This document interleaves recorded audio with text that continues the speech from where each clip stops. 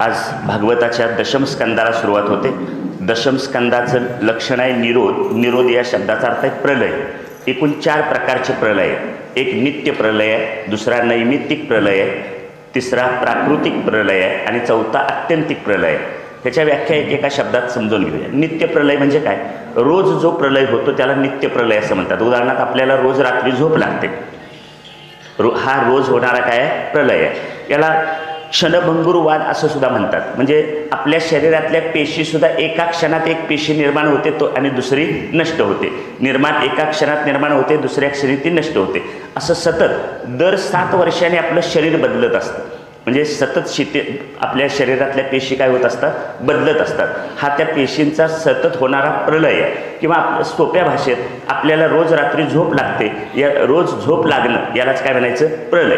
आणि त्याला एक ठराविक काळ ठरलेला असतो। 7 तासाची झोप आहे, 8 तासाची झोप आहे, त्यापेक्षा जास्त झोपला तर म्हणजे मर्यादा ठरलेली आहे, त्यापेक्षा जास्त झोपला तर उचला म्हणतात। याचा अर्थ काय, झोपेची मर्यादा ठरलेली आहे। त्यानंतर दुसरा जो ह्याचा सांगितला प्रलय तो नैमित्तिक प्रलय आहे। आता हे जो नित्य होणारा प्रलय आहे, या नित्य प्रलयात आपल्याला रोज झोप लागते खरी, पण गाढ झोप लागते पूर्णपणे असं होत नाही। तर त्याला 3 अवस्था आहेत, जागृती, स्वप्न आणि सुषुप्ती। आपण सगळेजण जागे आहोत। जागे होत याचा अर्थ आपलं आता इंद्रिय, मन आणि प्राण ह्या तिघांचं काम काय आहे, चालू आहे। इंद्रिय, मन आणि प्राण या तिघांचं काम चालू असलं तर त्याला जागृती म्हणायचं। पुढचं आहे स्वप्न। इंद्रिय प्राणात लीन होतात आणि फक्त प्राण आणि मन यांचं कार्य चालू राहतं, त्याला म्हणायचं स्वप्न। त्याला काय म्हणायचं, स्वप्न। म्हणजे मन, आपण म्हणतो बघा, मनी वसते स्वप्ने दिसे, म्हणजे स्वप्न निर्माण करण्याचं काम कोण करतं, मन। म्हणजे तिथं फक्त प्राण आणि मन असतात, त्याला स्वप्न अवस्था म्हणायचं। आणि जागृतीमध्ये इंद्रिय आणि मन प्राणात लीन होतात, इंद्रिय आणि मन प्राणात लीन होतात आणि प्राण अज्ञानात लीन होतो, त्यावेळी आपल्याला काहीही कळत नाही। ह्याला सुषुप्ती अवस्था किंवा गाढ झोपेची अवस्था असं म्हणतात। म्हणून हे 3 प्रकार आहेत, जागृती, स्वप्न आणि सुषुप्ती। पण या तिन्ही काळामध्ये आपण मात्र असतो। जागेपणी मी आहे, स्वप्न पाहत असतो तेव्हा काय स्वप्न बघितलं हे आपण दुसऱ्या दिवशी सांगतो। आणि सुषुप्ती म्हणजे गाढ झोप लागली असली तरी आपण दुसऱ्या दिवशी सकाळी उठल्यावर म्हणतो रात्री मला छान झोप लागली होती। मग जर गाढ झोप लागली होती तर कोणीतरी त्या झोपेचा अनुभव घेणारी एक अज्ञात वृत्ती त्या ठिकाणी असते। म्हणून त्याला काय म्हणायचं, जागृती, स्वप्न आणि सुषुप्ती या 3 अवस्था आहेत। आता दुसरा एक नैमित्तिक प्रलय आहे। हा नैमित्तिक प्रलय म्हणजे काय, नैमित्तिक प्रलयाचा अर्थ आहे, काल आपण मनवंतर बघितलं। मनवंतर म्हणजे एक मनूचा जो मधला कालखंड असतो, एका कालावधीसाठी एका मनूचा कालावधी आहे, त्या एका मनूच्या कालावधीला मनवंतर म्हणतात। आणि त्या एका मनूचा कालावधी संपला की जो मध्यंतरी प्रलय होतो त्याला म्हणायचं नैमित्तिक प्रलय। दुसरी व्याख्या कळली, नित्य प्रलय, नैमित्तिक प्रलय। तिसरा आहे प्राकृतिक प्रलय। प्राकृतिक प्रलय म्हणजे काय, आपली ही सृष्टी पंचमहाभूतांनी निर्माण होते। पृथ्वी, आप, तेज, वायू आणि आकाश या पंचमहाभूतांनी पृथ्वी निर्माण होते। आणि ज्या ज्यावेळी ती पृथ्वीची ह्या सृष्टीची निर्मिती होत असते त्यावेळी पंचमहाभूतापैकी कुठल्या तरी एका महाभूताचं आधिक्य त्यामध्ये असतं। आधिक्य म्हणजे एखादं कोणतं तरी भूत तत्व त्यात जास्त असतं। आत्ता उदाहरणार्थ आता आपण ज्या पृथ्वीवर राहतो आहोत तिथं जलतत्वाचं म्हणजे पाणी तत्वाचं आधिक्य जास्त आहे। त्यामुळं त्या पृथ्वीवर 71% पाणी आहे आणि 29% काय आहे, जमिनीचा भाग आहे। याचा अर्थ असा होतो की ज्या तत्वाचं आधिक्य त्यामध्ये आहे त्या तत्वामध्ये ती लीन होते, याला प्राकृतिक प्रलय म्हणतात। लक्ष आहे सगळ्यांचं इकडे, कुठला प्रलय म्हणायचा, प्राकृतिक प्रलय। प्राकृतिक प्रलय म्हणजे काय, पृथ्वी सृष्टी पंचमहाभूताने निर्माण होते। पंचमहाभूताने निर्माण होत असताना त्यामध्ये एका भूताचं आधिक्य असतं। आज आपण ज्या सृष्टीत राहतो आहोत तिथं कशाचं आधिक्य आहे म्हणून सांगितलं, आप। आप म्हणजे पाणी। पृथ्वी आप बहुल आहे आणि शास्त्र असं सांगतं ज्या तत्वाचं प्रमाण जास्त असतं त्या तत्वामध्येच ती लीन होते। मग याचा अर्थ काय झाला, आता पृथ्वीवर जलतत्वाचं प्रमाण जास्त आहे म्हणून पृथ्वी लीन कशात होणार आहे, जलतत्वामध्येच लीन होणार आहे। आता काय लगेच घाबरून जाऊ नका, त्याला अजून हजारो वर्षाचा कालखंड आहे। म्हणजे पृथ्वी कशात लीन होणार, जलतत्वामध्ये होणार, याला प्राकृतिक प्रलय म्हणतात। आणि आता जो चौथा प्रलय सांगितला त्याला आत्यंतिक प्रलय म्हणतात। हे जे पहिले 3 प्रलय आहेत, नित्य प्रलय, नैमित्तिक प्रलय आणि प्राकृतिक प्रलय, ह्या तिन्ही प्रलयांना कालाची मर्यादा असते. म्हणजे त्या ठराविक काळ ठरलेला असतो. झोपेचा काळ आहे, नैमित्तिक प्रलयाचं जे मनूचा कालावधी ठरलेला आहे.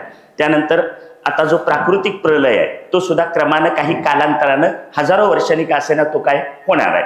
पण चौथा जो आत्यंतिक प्रलय आहे, तो चौथा आत्यंतिक प्रलय म्हणजे काय? आत्यंतिक प्रलय याचा अर्थ आपल्याला आत्मज्ञान होणं किंवा ब्रह्मज्ञान होणं. आणि आत्मज्ञान किंवा ब्रह्मज्ञान झालं, आपल्याला आपल्या स्वतःच्या स्वस्वरूपाची जागृती आली की हे जग आपल्यासाठी असून नसल्यासारखं होतं. त्यामुळं जगात ज्या ज्या गोष्टीकडे त्याची दृष्टी जाईल तिकडं तिकडं त्याला परमात्म तत्व दिसतं. भरला घनदाट हरी दिसे, हा अनुभव येतो. म्हणजे जग जरी असलं तरी तिथं प्रत्येक गोष्टीत जिकडं जिकडं मन आपली दृष्टी जाईल तिकडं तिकडं कुणाचा अनुभव येतो? भगवत तत्वाचा, परमात्म्याच्या तत्वाचा अनुभव येतो. आणि असा आत्यंतिक प्रलय आपल्या जीवनात व्हावा. याचा अर्थ काय? आपल्याला आत्मज्ञान झालं पाहिजे. आता हे जे सगळं चाललंय उपक्रम, भागवत ऐकायचा, ज्ञानेश्वरी पारायण करायचं, गाथेचं पारायण करायचं, कीर्तन प्रवचन ऐकायची, ही सगळी कशासाठी आहेत? हा आत्यंतिक प्रलय आपल्या जीवनात व्हावा म्हणून. हा आत्यंतिक प्रलय व्हायला काही वेळ लागत नाही. आपली जर पूर्वतयारी असेल, म्हणजे आपण 4 साधन चतुष्ट संपन्न झालो, आपल्याजवळ विवेक आहे, वैराग्य आहे, समाधी षटक आहे आणि मुमुक्षत्व आहे, हे सगळी चर्चा झालेली आहे यापूर्वी. ही 4ही साधनं आपली पूर्ण झाली, आपली पूर्वतयारी झाली की श्री गुरूंच्या कृपेनं आणि भगवंताच्या कृपेनं आपल्या जीवनात आत्यंतिक प्रलय घडून येतो. आत्यंतिक प्रलय घडतो याचा अर्थ आपल्याला स्वस्वरूपाचं ज्ञान होतं. आणि असा प्रलय आपल्या जीवनात झाला पाहिजे, व्हावा, तरच आपल्या जीवनाची धन्यता होते, तरच आपल्या जीवनाचं कल्याण होतं. त्यासाठी हा उपक्रम आपण जो करतो आहोत किंवा ज्या परमार्थ मार्गावरून आपण चालतो आहोत, ते परमार्थ मार्गावरून कशासाठी चालायचं? तर आपल्या जीवनात हा आत्यंतिक प्रलय व्हावा म्हणून. नित्य प्रलय, नैमित्तिक प्रलय, प्राकृतिक प्रलय हे त्यांचे होतील जातील, त्याच्याशी आपला काही संबंध नाही. आपण त्याच्यात राहू. पण आपल्या जीवनात कुठला प्रलय घडला पाहिजे? आत्यंतिक प्रलय घडला पाहिजे. आता ह्या सर्व प्रलयांचा विचार का करायचा? हे आता मगापासून मी सांगितलं. असा प्रलय होणार आहे म्हणजे जे समोर निर्माण झालेलं आहे ते नष्ट होणार आहे. हा प्रलय होणार आहे हे कळलं की आपला जीव ज्याच्यामध्ये मन आता अडकलंय त्यातून काय होईल ते बाहेर येईल. म्हणजे जे निर्माण झालेलं आहे, जे आकाराला आलेलं आहे, ते कालांतरानं कधी ना कधीतरी काय होणार आहे? नष्ट होणार आहे. आणि ते नष्ट होणार आहे असं कळलं तर त्याच्यामध्ये आपली आसक्ती राहत नाही. आम्ही संसार म्हणून ज्या सगळ्या गोष्टी गोळा करतो आयुष्यभर, त्या सगळ्या काय होणार आहेत? येणाऱ्या आणि जाणाऱ्या आहेत. आणि त्या जाणाऱ्या गोष्टी असल्यामुळं त्याच्यात आपण अडकून पडायचं नाही. जोपर्यंत आपण त्या सर्व वस्तूंमध्ये आहोत, आपलं जीवन जगण्यासाठी त्यांचा जेवढा उपयोग करून घेता येतो तेवढा करायचा. आपलं काम झालं की सगळं काय करायचं? सोडून द्यायचं. चला, यानंतर आता आपण साक्षात ब्रह्म असलेल्या श्रीकृष्णाच्या सगुण विग्रहातील काही लीलांचा विचार करणार आहोत. 2 प्रकार आहेत, एक सगुण आहे आणि निर्गुण आहे. भगवान श्रीकृष्णांच्या सगुण लीला विग्रहातील लीलांचं वर्णन आता आपण पाहतो आहोत. 10व्या स्कंदामध्ये एकूण 90 अध्याय आहेत आणि या 90 अध्यायात 2 भाग पडतात. एक पूर्वार्ध आहे आणि दुसरा उत्तरार्ध आहे. बालपणापासून ते कंसवधापर्यंतचा पूर्वार्ध आहे आणि त्याच्यानंतर पुढचा जरासंधापासून ते शेवटी भगवान श्रीकृष्ण निजधामाला जाईपर्यंतचा भाग हा उत्तरार्धामध्ये येतो. आता ज्या भगवान श्रीकृष्णांच्या लीला आपण पाहणार आहोत त्यांच्या वंशाची थोडीशी माहिती आहे. म्हणजे त्यांचा वंश कसा चालत आला पाठीमागून. काल एका आपण ईशानू कथामध्ये ययातीची कथा बघितली होती. त्या ययातीचा ज्येष्ठ पुत्र आहे यदू. त्याच्या वंशाला यादव असं म्हणतात. म्हणजे भगवान श्रीकृष्ण कुठल्या वंशातले आहेत? यादव वंशातले. ययातीचा ज्येष्ठ पुत्र यदू, त्याच्या वंशाला यादव म्हणतात. यदूच्या 12व्या पिढीत जामधाचा जन्म झाला. त्याचा पुत्र विदर्भ. विदर्भाच्या 7व्या पिढीत अंधक नावाचा राजा होता. त्या अंधकाला 2 पुत्र झाले, उग्रसेन आणि देवक. उग्रसेनाला 9 मुलं आणि 5 मुली होत्या, त्यातला एक कंस. उग्रसेनाला 9 मुलं आणि 5 मुली होत्या, त्यातला एक मुलगा कोण आहे? कंस. आणि देवकाला 4 मुलं आणि 7 मुली झाल्या, त्यातली एक मुलगी आहे देवकी. म्हणजे काय झाले?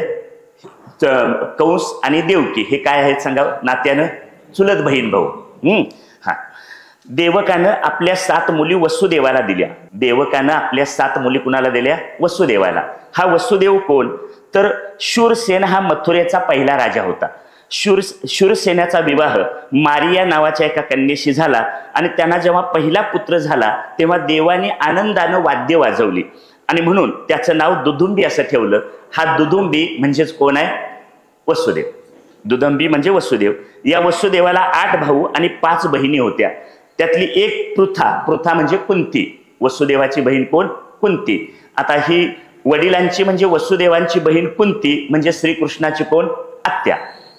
शूरसेनाचा पुत्र वसुदेव आणि देवकाची मुलगी देवकी यांचा विवाह झाला. म्हणजे वसुदेवाशी कंसाच्या चुलत बहिणीचा काय झाला? विवाह झाला. आता राजा परीक्षित शुकदेवांना म्हणाले, आता मूळ पदावर या आणखी पुन्हा. कोण कुणाला सांगायला लागले? शुकदेव राजा परीक्षितला सांगतायत.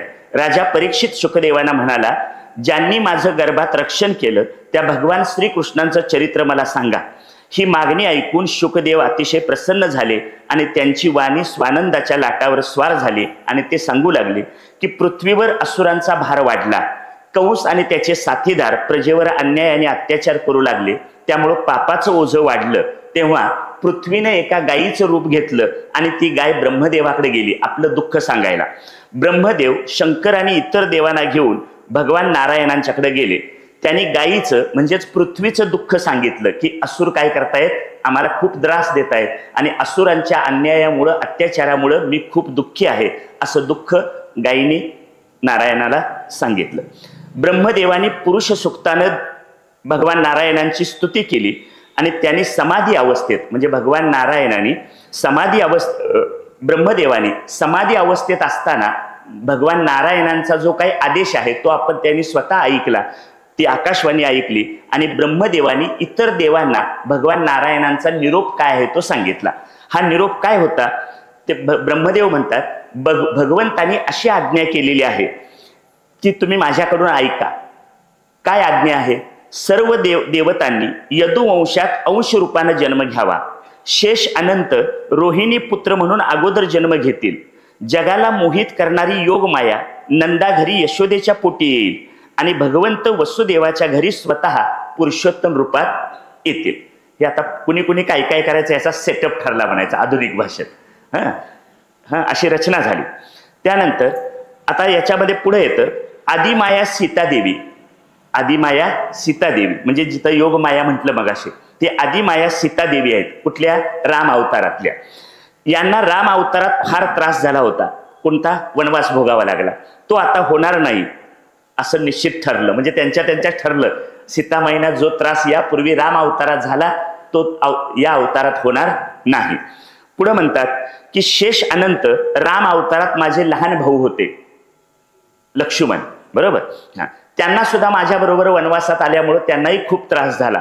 आता ते मोठा भाऊ म्हणून जन्माला येतील. आता ते कोण येतील? म्हणजे बलराम म्हणून मोठा भाऊ म्हणून जन्माला येतील. माझ्या अगोदर ते अवतीर्ण होतील. आणि भगवान म्हणतात मी त्यांना दादा दादा म्हणेन पण मला जे करायचं आहे तेच मी करीन. मी काही त्यांचं ऐकणार नाही. शूरसेनाचा पुत्र वसुदेव आणि देवकाची मुलगी देवकी यांचा विवाह झाला. या नवपरिणत जोडप्याला घेऊन वसुदेवाच्या घरी रथातून निघाले. तो रथ देवकीचा चुलत भाऊ उग्रसेन पुत्र कंस चालवत होता. त्यावेळी त्याला उद्देशून आकाशवाणी झाली, मूर्खा, जिला तू रथात बसवून घेऊन चालला आहेस तिचा 8वा पुत्र तुला मारील. ही आकाशवाणी ऐकताच कंस देवकीची वेणी पकडून तिला मारायला धावला. पण वसुदेवानं त्याची समजूत काढली. काय आकाशवाणी झाली की देवकीचा पुत्र काय करील? तुला मारील. त्यामुळे देवकीला मारायची काय गरज आहे? तेव्हा तू काय करू नकोस, देवकीला मारू नकोस. तिला जे पुत्र होतील ते मी तुझ्याकडे आणून देईन. आणि वसुदेवाच्या या बोलण्यावर कंसाचा विश्वास बसला आणि कंसानं काय केलं? तिला मारायचं सोडून दिलं. म्हणजे वेणी पकडलीच होती तिला मारायला पण तिला सोडून दिलं. पण तरी सुद्धा कंसानं वसुदेव देवकी यांना बंदिवासात टाकलं. कंसानं आपला पिता उग्रसेन याच्याकडून राज्य आपल्या ताब्यात घेतलं. कारण हा कंस म्हणजे पूर्वजन्मीचा कालनेमी नावाचा असुर होता. आता वासुदेव म्हणाले की हे बघ कंसा, तुला देवकीकडून काही भीती नाही. त्या मुलांच्या बाबतीत तुला भीती वाटते, तेव्हा ती मुलं मी काय करणार आहे, तुझ्याकडे आणून देणार आहे. तेव्हा तू काय कर, बहिणीला मारण्याचा विचार सोडून दे. यानंतर पुढे घटना अशी घडते की पहिल्या वर्षी वसुदेव देवकीला पहिला पुत्र झाला. हा पहिला पुत्र झाल्याबरोबर वसुदेवानं त्याला कंसाकडे आणून दिलं, पण कंसानं त्याला मारलं नाही. कारण त्याच्या डोक्यात काय विचार होता, 8वा मुलगा काय करणार आहे, मारणार आहे. त्यामुळे त्यानं पहिलं मूल आणून दिल्याबरोबर काही मारलं नाही. पण इथं नारदांनी एक महत्वाची भूमिका बजावली. नारद तिथं आले आणि कंसाला भेटले आणि कंसाला म्हणाले, यातला पहिला मुलगा तुझ्याकडे आलाय, तू त्याला मारलं नाहीस, पण एकूण 8 मुलं होणार आहेत, त्यातला पहिला कोणता आणि 8वा कोणता हे तुला कसं कळणार. यासाठी त्यांनी एक वर्तुळ काढलं त्याच्या समोर. त्या वर्तुळाला उभी एक रेष आणि आडवी एक रेष ओढली. किती भाग झाले, 4. त्या 4 भागांमधून पुन्हा आणि तिरक्या आडव्या रेषा ओढल्या. आता किती भाग झाले, 8. आणि वर्तुळात 8 रेषा झाल्यानंतर नारदाने कंसाला प्रश्न विचारला, मला सांग बरं, या 8 रेषेतली पहिली रेष कोणती आणि 8वी कोणती. म्हणजे जी पहिली रेष आहे ती 8वी असेल आणि ज्याला तू 8वी म्हणतोस ती पहिली असेल. आणि त्यामुळे काय कर, तुला आता कळणार नाही की हा मुलगा पहिला आहे काय 8वा आहे. त्याबरोबर कंसाच्या डोक्यातला विचार बदलला आणि कंसाच्या डोक्यातला विचार बदलल्याबरोबर कंसानं क्रमानं देवकीची 6 मुलं मारून टाकली. देवकीचा 7वा मुलगा म्हणून शेष अनंत अवतरले. हा गर्भ मायाशक्तीनं कर्षण करून वसुदेवाची दुसरी पत्नी रोहिणी, जी गोकुळात राहत होती, तिच्या पोटी प्रविष्ट झाला. मथुरावासियांना वाटलं की कंसाच्या भीतीनं, कंसाच्या भयानं देवकीचा गर्भ 8व्या महिन्यात जिरला. गोकुळात नंद यशोदेच्या पोटी आदिमाया आली. भगवंत प्रथम वसुदेवाच्या मनात सर्व अंशानं प्रविष्ट झाले. नंतर तेच तेज देवकीच्या उदरात आले. विश्वाचा निर्माता सर्व शक्तीसह देवकीच्या उदरात विलसत होता. श्रावण महिना आला.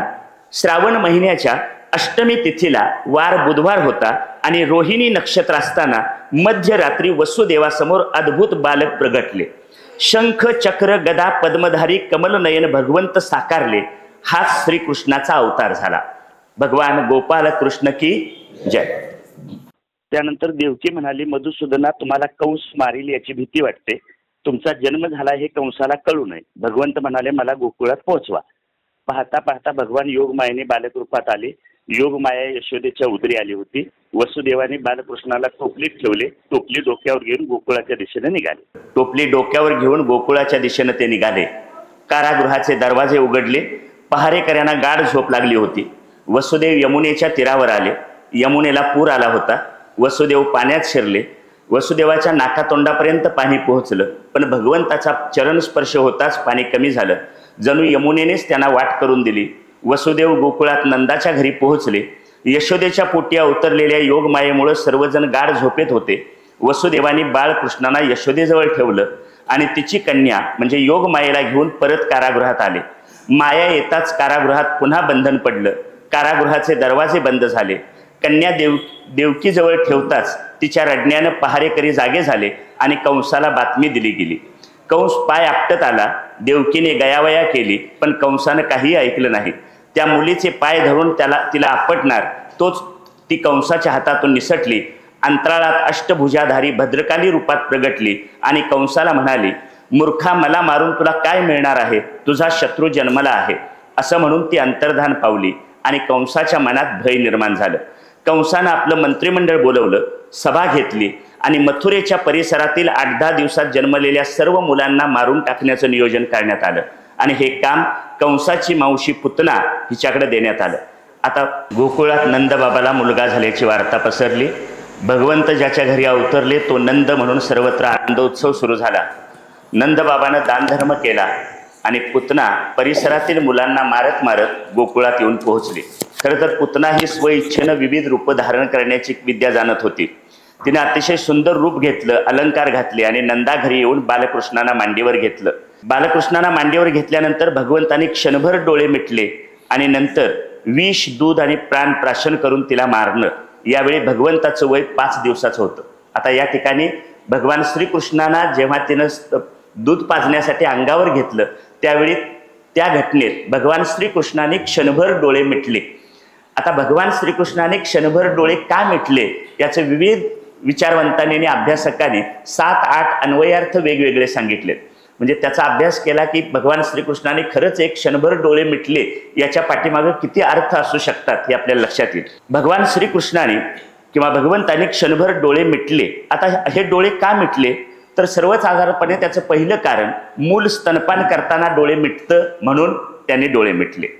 दुसरं कारण दुसरा त्याचा अर्थ सांगतात, अनेक लहान मुलांना मारून आलेल्या दुष्ट स्त्रीचं तोंड बघायला नको म्हणून भगवान श्रीकृष्णाने क्षणभर डोळे मिटले. तिसरं कारण सांगतात, आपलं काम दुर्जनाचा संहार करायचं. म्हणजे श्रीकृष्ण कशासाठी अवतीर्ण झाले? दुर्जनांचा संहार करण्यासाठी. आणि दुर्जनाचा संहार करत असताना पहिल्यांदाच एका स्त्रीला मारायला लागावं याचं वाईट वाटलं म्हणून त्यांनी क्षणभर काय केले? डोळे मिटले. पुढे म्हणतात, भगवंताच्या एका डोळ्यात सूर्य आणि दुसऱ्या डोळ्यात चंद्र आहेत, तिला मारण्यासाठी अंधार करायला हवा म्हणून त्यांनी काय केले? डोळे मिटले. 5वा मुद्दा सांगतात, भगवान श्रीकृष्णाने क्षणभर डोळे मिटले आणि पुतना जे विष पाजायला आलेली आहे ते विष पचवायचं कसं हे शंकरांना विचारून घेतलं. म्हणजे ज्या विष पचवण्यात जे अनुभवी आहेत त्या शंकरांचं त्यांनी काय केलं? हे पुतनेनं पाजलेलं विष कसं हे करायचं, पचवायचं किंवा त्याला कसं सामोरं जायचं हे त्याने विचारून घेतलं. त्यानंतर पुढे आपल्याला मारायला आलेली जी पुतना आहे त्या पुतनेचं प्रारब्ध बघण्यासाठी क्षणभर त्यांनी डोळे मिटले. आणि म्हणजे पुतनेचं प्रारब्ध बघण्यासाठी क्षणभर डोळे मिटल्यानंतर त्यांना जे दिसलं ते असं, वामन अवतारामध्ये जेव्हा भगवान वामन अशा लहान तेजस्वी बटूच्या रूपात आले त्यावेळी ते बळीराजाकडे आले. बळीराजा, त्याची पत्नी विंध्यावली यांच्याबरोबर त्यांची मुलगी रत्नमाला ही तिथं उपस्थित होती. आणि या तेजस्वी लहान बटूला पाहून तिला असं वाटलं की आपल्याला अशा प्रकारचा मुलगा झाला पाहिजे आणि आपल्याला असा मुलगा व्हावा हिची तेवढी तीव्र इच्छा झाली की तिचं लग्न झालेलं नसताना, ती कुमारिका अवस्थेत असताना तिला पान्हा फुटला. तिनं वामन भगवंतांना विनंती केली की तुम्ही मला दुग्धपान करून मला काय करा? संतुष्ट करा. तेव्हा भगवान श्रीकृष्ण म्हणाले की वामन म्हणाले की यावेळी मी हे काम करू शकत नाही. पण नंतरच्या कालखंडात जेव्हा वेगवेगळ्या घटना घडल्या तेव्हा वामन भगवंतांनी पहिला पाऊल ठेवून पृथ्वी व्यापली, दुसऱ्या पावलानं स्वर्ग घेतला आणि तिसरा पाय त्यांनी आपली जी रत्नमाला तिचे वडील बळीराजा यांच्या डोक्यावर ठेवला आणि त्यांना पाताळात धाडलं. याचा त्या मुलगीला फार प्रचंड राग आला आणि तो राग व्यक्त करण्यासाठी, श्रीकृष्णांच्यावरचा राग व्यक्त करण्यासाठी ती पुतना बनून या ठिकाणी आली. हा एक त्याचा अर्थ सांगितला. म्हणजे हे काय बघितलं? प्रारब्ध बघितलं. पुतना कोण आहे ह्याचं प्रारब्ध बघण्यासाठी. नंतर पुतनेला मारताना दूध, विष, प्राण यांचा क्रम लावण्यासाठी त्यांनी क्षणभर डोळे मिटले. अगोदर काय घ्यावं? समजा घरातून 4 कामं सांगितली, कोथिंबीर घेऊन या, यांच्या घरात हा निरोपी देऊन या, तिथनं साखर घेऊन या. मग आता काम करायला जाणारा माणूस हे सहज सोपं पडेल यासाठी कुठल्या क्रमानं जावं? म्हणजे इकडून गेलं तर ही 2-3 ठिकाणं लगेच होतात आणि मग हे करून परत येता येईल. म्हणजे आपण 4 कामं करायची असतील, बाजारपेठेतून 4 वस्तू आणायच्या असतील, एक इकडे मिळते, एक तिकडे मिळते, एक तिकडे मिळते, अशा वेळी कोणत्या क्रमानं गेल्यानं हे काम सोपं होईल याचा जसा आपण निर्णय करतो तसं भगवान श्रीकृष्णाने चिंतन केलं की पहिल्यांदा काय घ्यावं. म्हणून त्यांनी पहिल्यांदा विष प्राशन केलं. विष प्याले आणि विष पिऊन तिला निर्दोष केलं. नंतर दूध पिऊन तिची रत्नमालाची जी इच्छा होती ती पूर्ण केली आणि त्यानंतर प्राण घेऊन आपले अवतार कार्य पूर्ण केले. काय कळलं? 3 गोष्टी, पहिल्यांदा विष, नंतर दूध आणि त्यानंतर प्राण. आणि या पद्धतीने त्याने आपलं अवतार कार्य पूर्ण केलं. अशा प्रकारे भगवंताने पुतनेचा उद्धार केला. त्यानंतर मध्ये शक्टासूर, तृणावर्त यांचाही उद्धार केल्याच्या कथा येतात. पुढचं हे आहे नामकरण संस्कार. वसुदेवाचे पुरोहित गर्गाचार्य वसुदेवाच्या आज्ञेनं नंदबाबाकडे आले आणि कृष्ण आणि बलराम यांचं त्यांना नामकरण करायचं होतं. पण नामकरण संस्कार जर मोठ्यानं केला तर ते कंसाला कळेल म्हणून त्यांनी गुपचूप गायीच्या गोठ्यात नामकरण केलं आणि त्या मोठ्या भावाचं नाव ठेवलं बलराम. गर्भ संकर्षित केलेला म्हणून तो संकर्षण, त्या संकर्षणाचं नाव मोठ्या भावाचं बलराम. आणि कर्षती इति कृष्ण, हा जो सर्व जीवांना आपल्याकडे आकर्षित करून घेतो म्हणून भगवंताचं नाव काय ठेवण्यात आलं? श्रीकृष्ण. आता धर्मशास्त्रानुसार मुलाच्या जन्मानंतर 12व्या दिवशी वडिलांनी नाव ठेवावं असं धर्मशास्त्र सांगतं. पण अलीकडे आत्यामधून कुठं शिरल्यात ह्या काय माहीत नाही. म्हणजे हा शोध कुणी लावला ह्याची काही कल्पना नाही. पण धर्मशास्त्र असं सांगतं की नाव कुणी ठेवायचं आहे मुलाचं, 12व्या दिवशी वडिलांनी ठेवायचं आहे. आणि हे करत असताना जन्मल्यानंतर एक जात कर्म केलं जातं. जात कर्म म्हणजे काय? मूल जन्माला आलं रे आलं की त्याच्या जिभेवर मध चाटवायचा किंवा ओंकाराचा शिक्का त्याच्या जिभेवर उठवायचा. आणि हे काम आईची बाळाशी नाळ जोडलेली असते तत्पूर्वीच करायचं असतं, नाळ तोडल्यानंतर करायचा नाही. हे धर्मशास्त्रानं सांगितलेलं आहे. आता आपलं काय चाललंय ते तुम्हाला माहित आहे, त्याचं हे बघा तुम्ही. पण धर्मशास्त्रात सांगितलंय ते असं की आईची बाळाशी असलेली नाळ तोडायच्या अगोदर हे जात कर्म केलं जातं. भक्ताचं रांगणं, डाव्या पायाचा गुडघा आणि उजव्या हाताचा तळवा ठेवून भगवान रांगायला लागले. उजव्या हातानं त्यांनी पृथ्वीला शाबासकी दिली यासाठी की पृथ्वी सर्व सज्जनाने आणि दुर्जनांना आपल्यामध्ये काय करून घेते, सामावून घेते. त्यानंतर मृदाभक्षण लीला आहे. या मृदाभक्षण लीलेत सांगतात की भगवंतांनी लोणी खाल्ल्यानंतर माती खाल्ली. गोपाळांनी यशोद्या मातेकडे तक्रार केली की भगवंतांनी काय केलेलं आहे, माती खाल्लेली आहे. तेव्हा यशोदेने रागावून त्याला तोंड उघडायला लावलं आणि तोंड उघडल्यानंतर भगवंतांच्या मुखात त्यांना विश्वरूप दर्शन झालं. आता हे विश्वरूप दर्शन झालं खरं, पण आपण साक्षात ईश्वर आहोत, भगवंत आहोत हे यशोदा माय कळू नये म्हणून त्यांनी काय केलं, आपली स्वजन मोहिनी माया म्हणजे आपल्या मायेचा प्रभाव तिच्यावर टाकला आणि आपल्या मुखात जे विश्वरूप दर्शन घडलं त्याचं तिला विस्मरण करून टाकलं. आता भगवंताची ही जी माती खाण्याची लीला आहे, मगाशी जसे दुग्धपान करण्याबद्दलचे, स्तनपान करण्याबद्दलचे जे 7-8 विचार मांडले त्याचे अन्वयार्थ, तसेच या ठिकाणी माती खाण्याच्या पाठीमागे सुद्धा अन्वयार्थ आहेत. त्यातला पहिला अर्थ असा की त्यांनी भगवान श्रीकृष्णांनी माती खाऊन पृथ्वीला सांगितलं की मी तुला पोटात घेणार आहे, मी तुला पोटात घेणार आहे. कारण पृथ्वीच आपलं दुःख सांगत कुणाला गेली होती, भगवंतांच्याकडे गेली होती. त्यामुळे मी तुझं रक्षण करणार आहे, मी तुझा सांभाळ करणार आहे, हे त्याला माती खाऊन त्यांनी अभिवचन दिलं. नंतर पुतनेनं घेतलेलं विष आत भगवंताच्या आत जे ब्रह्मांड आहे, जे विश्वरूप दर्शन दाखवलं, त्या ब्रह्मांडावर विषाचा परिणाम होऊ नये म्हणून त्याच्यावर उतारा म्हणून त्यांनी काय केले, माती खाल्ली. तिसरा मुद्दा, आपल्या आईला विश्वरूप दर्शन घडवावं म्हणून त्यांनी काय केली, माती खाल्ली. म्हणजे माती खाल्ली हे बघायला ते आपल्याला तोंड उघडायला लावेल आणि त्या निमित्तानं आपल्या आईला विश्वरूप दर्शन घडेल. चौथं हे सांगतात अन्वयार्थ, भक्तांच्या म्हणजे त्यातल्या त्यात गोपिकांच्या चरणाची धूळ आपण स्वीकारावी म्हणून त्यांनी काय केले, माती खाल्ली. पृथ्वी क्षमाशील आहे. आपल्या बरोबरीच्या गोपाळांनी कितीही अपमान केला तरी आपल्याला राग येऊ नये, पृथ्वीकडे असलेला सर्वांना क्षमा करण्याचा गुण आपल्याकडे यावा म्हणून पृथ्वीवरची चिमूटभर माती त्यांनी खाल्ली. मातीला एक समानार्थी शब्द आहे रज, आणि रज म्हणजे रजोगुण. माती खाल्ल्याचा परिणाम म्हणून रजोगुण वाढतो आणि रजोगुण वाढला की क्रियाशीलता वाढते. आपली क्रियाशीलता वाढावी म्हणून भगवान श्रीकृष्णाने काय केली, माती खाल्ली. पुढचा मुद्दा, लोण्याचं भांड चिकट तेलकट होतं, त्याला ओशट असा शब्द आहे.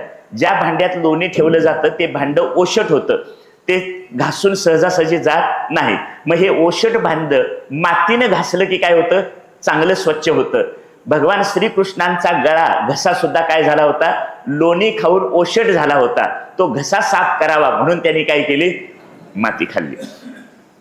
लहान मुलांचा स्वभाव असतो, लहान मुलं सर्व ज्ञान जिभेनं करून त्यांना ज्ञान करून घेण्याची प्रक्रिया कशाने घडते, जिभेनं ज्ञान करून घ्यावं म्हणून भगवान श्रीकृष्णाने काय केली, माती खाल्ली. 8वा मुद्दा, खाविषयी वाटली म्हणून खाल्ली. आणि 10वा मुद्दा, आता लोक म्हणतात कॅल्शियम कमी असलं, डॉक्टरांनी सांगितलं हे आधुनिक, कॅल्शियम कमी असलं की काय करतात, माती खातात म्हणून भगवान श्रीकृष्णाने माती खाल्ली. आता ही भगवान श्रीकृष्णांच्या काळातली माती एवढी शुद्ध होती. आपल्यापैकी काही लोकांना माहिती असेल, 50-60 वर्षापूर्वी शेतात तुम्ही कामाला गेलात आणि कुठं खुरपं लागलं तर शेतातली माती टाकल्यावर जखम बरी व्हायची. आता तसं काही करू नका, कारण माती एवढं विषारी दुसरं काय नाही. इतकी मातीचं प्रदूषण झालंय, हवेचं प्रदूषण झालंय, पाण्याचं प्रदूषण झालंय. आता समजा आपल्या घरातल्या एका मुलीनं माती खाल्ली असं म्हटलं तर त्याचे काय अर्थ होतात ते तुम्ही घ्या लक्षात. काय सांगितलं कळलं? हे भगवान श्रीकृष्णांच्या माती खाण्याचे जे 8-9 अर्थ आहेत आणि आपल्या आता कलियुगातल्या आपल्या एखाद्या मुलीनं माती खाणे ह्याचे अर्थ काय होतात याची तुलना करू. चला पुढे. पुढची लीला आहे दामोदर लीला. माती खाल्लं, लोणी खाल्लं, मडकी फोडली म्हणून रागावलेल्या यशोदेनं भगवंताला पाठलाग करून पकडलं.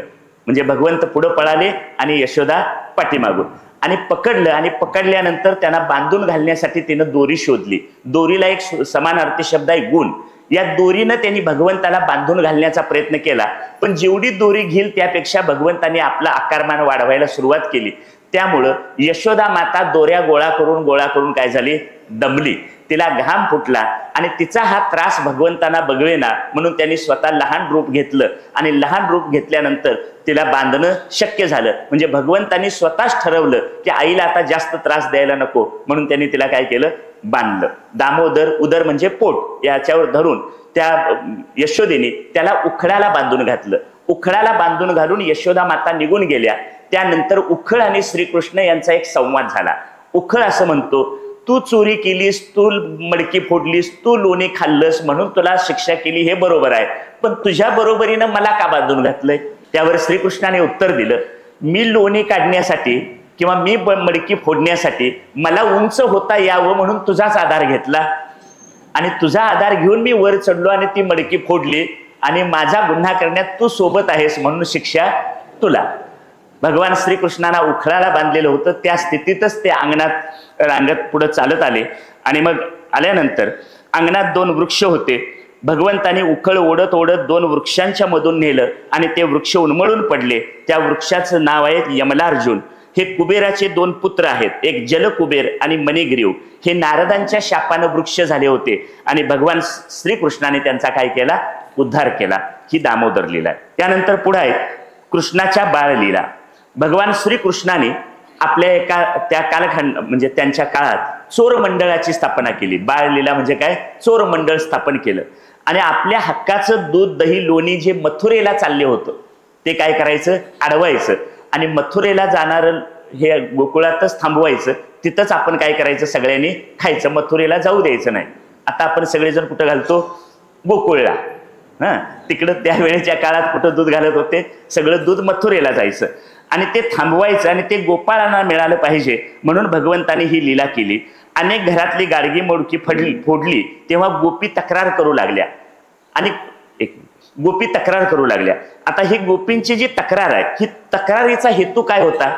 तक्रारीचा हेतू आमच्या घरातली दह्या दुधाची भांडी गाडगी मडकी फोडली हा नव्हता. कारण ज्यांच्या घरी त्यांनी काय गुन्हा केलेला नाही त्यांची तक्रार नव्हती. त्या तक्रारीला काय यायच्या, त्या निमित्तानं भगवान श्रीकृष्णाला पाहता येईल, हा एक मुद्दा. आणि आपण तक्रार केली की आपल्या घरात गाडगी मडकी फोडलेली नसताना हिनं तक्रार केली, याचा अर्थ हिच्या घरात जायचं राहिलंय हे भगवान श्रीकृष्णाला काय व्हावं, कळावं. म्हणून त्या काय करायच्या, तक्रार करायच्या. पुढं दूध दही सांडलं तर खायचं कमी आणि सांडायचं जास्त. दूध दही खाणं कमी आणि सांडणं जास्त. असं का होतं, त्या पाठीमागे तात्पर्य सांगतात की असुरांच्या भारानं पृथ्वी काय झालेली होती, त्रासलेली होती. आणि या त्रासलेल्या पृथ्वीला म्हणजे अंगावर काही धष्टपुष्ट नसलेल्या पृथ्वीला धष्टपुष्ट करायचं असेल तर तिला सुद्धा दही दूध लोणी काय झालं पाहिजे, मिळालं पाहिजे. म्हणून खाणं कमी होतं आणि सांडणं जास्त. चोरात करतोस. भगवान श्रीकृष्ण म्हणाले, तुझ्या घरात चोरी केली काय, नाही, मग कशाला ओरडतेस? तर ती म्हणाली, तुझा काय घास आहे माझ्या घरात यायचा, म्हणजे तू काय पाय ठेवू शकणार आहेस? असं आव्हान दिल्याबरोबर त्या रात्री पती पत्नी झोपेत असताना भगवान श्रीकृष्णाने त्यांच्या दाढीची आणि वेणीची गाठ बांधली. आता सकाळी उठल्यावर हा प्रकार त्यांच्या लक्षात आला. ओढाताण सुरू झाली. आता हे कुणाचं काम असणार याचाही अंदाज गोपिकांना आला आणि गोपिका तक्रार करायला नंदाच्या घरी पोहोचल्या. तेव्हा श्रीकृष्ण म्हणतात की त्या दोघांना जर गाठ सोडवायची असेल तर त्यांनी माझ्याकडे यायला पाहिजे, मी काही तिकडे येणार नाही. आता ही वरात त्या दोघांची दाढी वेणीच्या गाठीची वरात घरातून जी बाहेर पडली ते सगळ्या गल्लीतून नंदाच्या घरापर्यंत हे दोघजण ओढाताण करत पोहोचले. आणि दारात पोहोचल्यानंतर भगवान श्रीकृष्णाने दृष्टी टाकल्याबरोबर त्यांच्या दाढी वेणीची गाठ सुटली. आता दाढी वेणीची गाठ सुटली हा कथेतला विनोदाचा भाग सोडला तर भगवान श्रीकृष्णांच्या दृष्टीने हे तात्पर्य असं सांगतात की जेव्हा भगवान श्रीकृष्णाची जीवावर कृपा दृष्टी होते तेव्हा अज्ञानाच्या गाठी सुटून जातात। यानंतर गोपींच्या तक्रारी वाढल्यामुळे यशोदा मातेनं श्रीकृष्णांची रवानगी गायी चारण्यासाठी केली आणि त्यानंतर ते रोज गायी चारायला घेऊन जाऊ लागले आणि गायी वासरं चारायला घेऊन जात असताना जे बरोबरचे सगळे गोपाळ होते त्यांच्याबरोबर काला करण्याचा पुढचे प्रसंग येतो। काल्यासाठी सर्वांनी शिदोऱ्या आणल्या। भगवंतांनी कमळाच्या फुलासारखी त्याची रचना केली। कमळाच्या फुलाची रचना मोठ्या पाकळ्या बाहेरच्या बाजूला असतात आणि लहान पाकळ्या आतल्या बाजूला असतात। तसे काला करण्यासाठी सगळ्या गोपाळांना बसवलं। जे स्वतःला लहान समजतात त्यांना आतल्या बाजूला घेतलं, जे स्वतःला मोठे समजतात त्यांना बाजूला ठेवलं, म्हणजे बाहेरच्या बाजूला ठेवलं। याचा अर्थ काय होतो, जो स्वतःला लहान समजून येतो भगवंत त्याला काय करतात, आपल्या जवळ घेतात। ज्ञानदेवांची एक छान ओवी आहे, थोरपण परा सांडीजे व्युत्पत्ती अवघी विसरीजे, जै जगा धाकुटे होईजे तै जवळीक माझी। थोरपण परा सांडीजे, भगवंताची जवळीक मिळायची असेल तर आपला लौकिक मोठेपणा, मी या पदावर आहे, मी त्या पदावर आहे, मी इतका मोठा आहे, हा लौकिक मोठेपणा सोडून द्या। थोरपण परा सांडीजे व्युत्पत्ती अवघी विसरीजे, व्युत्पत्ती म्हणजे आपली विद्वत्ता, विद्वानपणा, मी इतकी पुस्तकं लिहिली, मी इतके कीर्तन केली, मी इतकी प्रवचन केली, मी इतकी व्याख्यानं दिली, हा आपला जो मोठेपणा आहे, हा आपली विद्वत्ता आहे, ही विद्वत्ता सुद्धा काय करा, बाजूला ठेवा। कारण ही विद्वत्ता तुमच्याजवळ कशामुळे येते, भगवंतानं दिलेल्या बुद्धीमुळे येते, त्याच्या बुद्धीमुळे ही विद्वत्ता मिळते, त्यामुळे त्याचा अभिमान बाळगायचा नाही। थोरपण परा सांडीजे व्युत्पत्ती अवघी विसरीजे, जै जगा धाकुटे होईजे तै जवळीक माझी।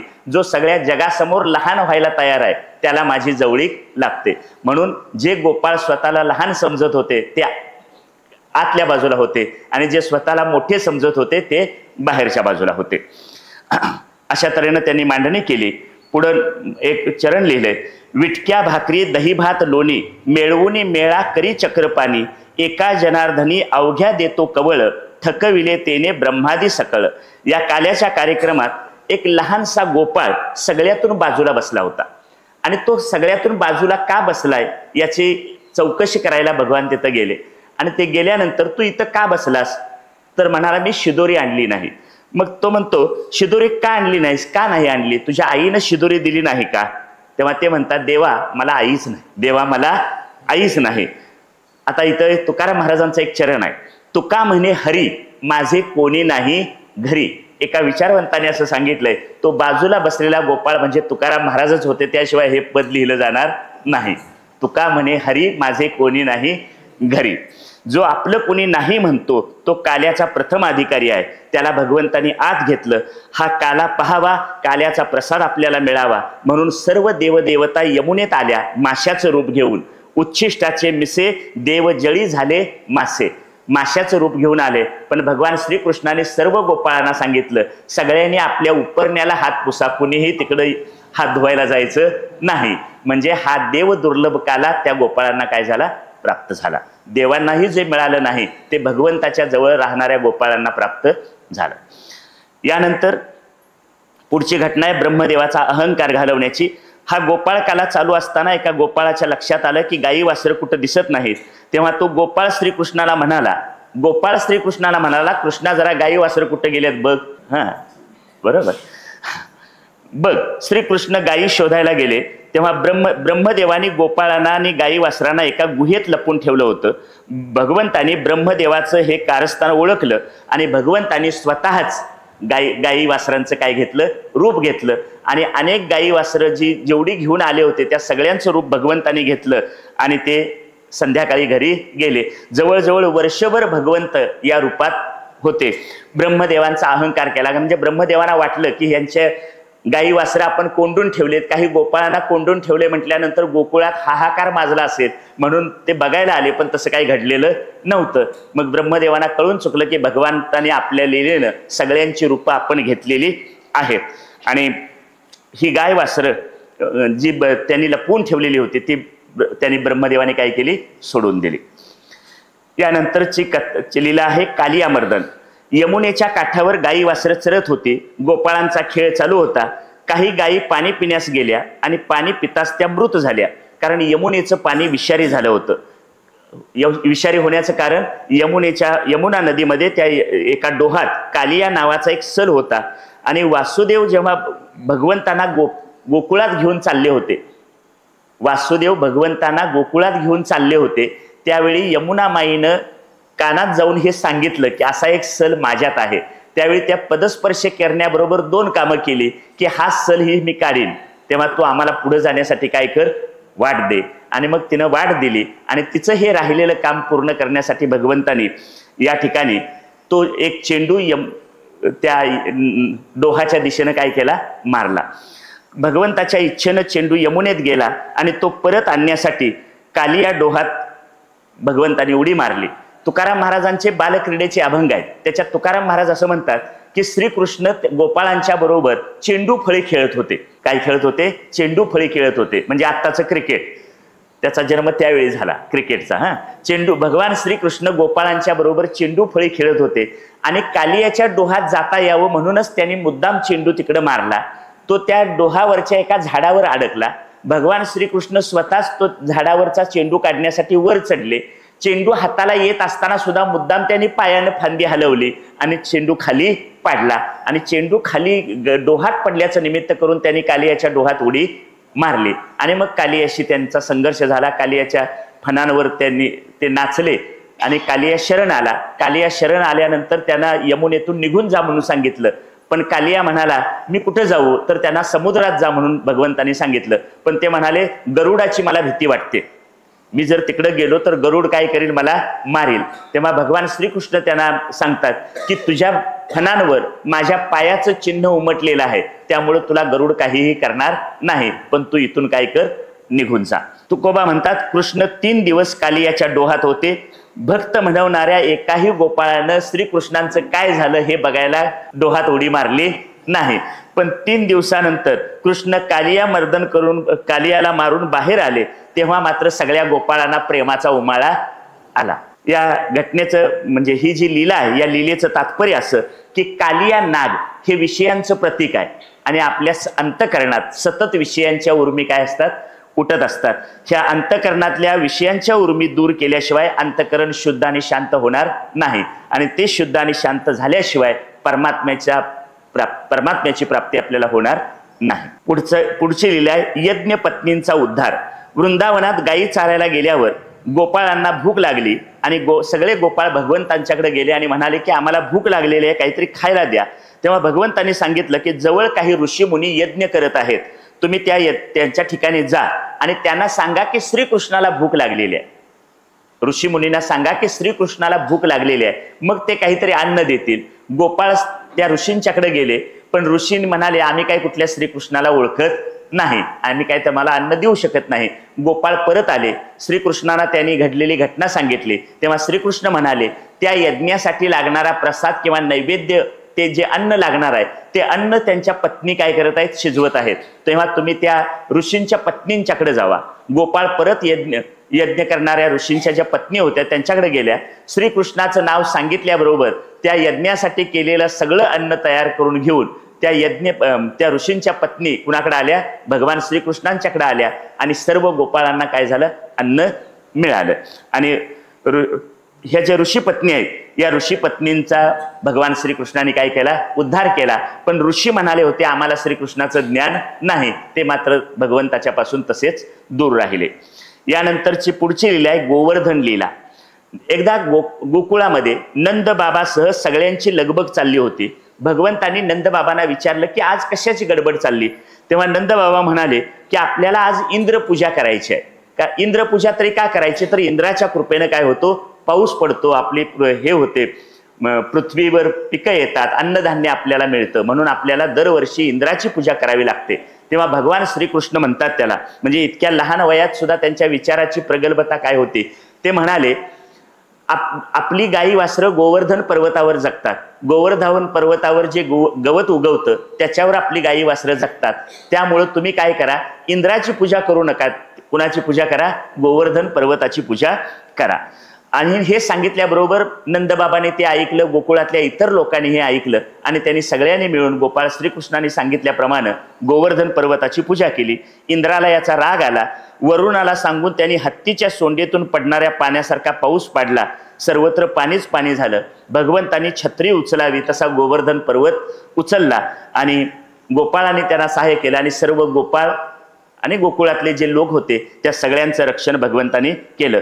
तेव्हा भगवान श्रीकृष्णांच्या सामर्थ्याची कल्पना नंदबाबांना आली.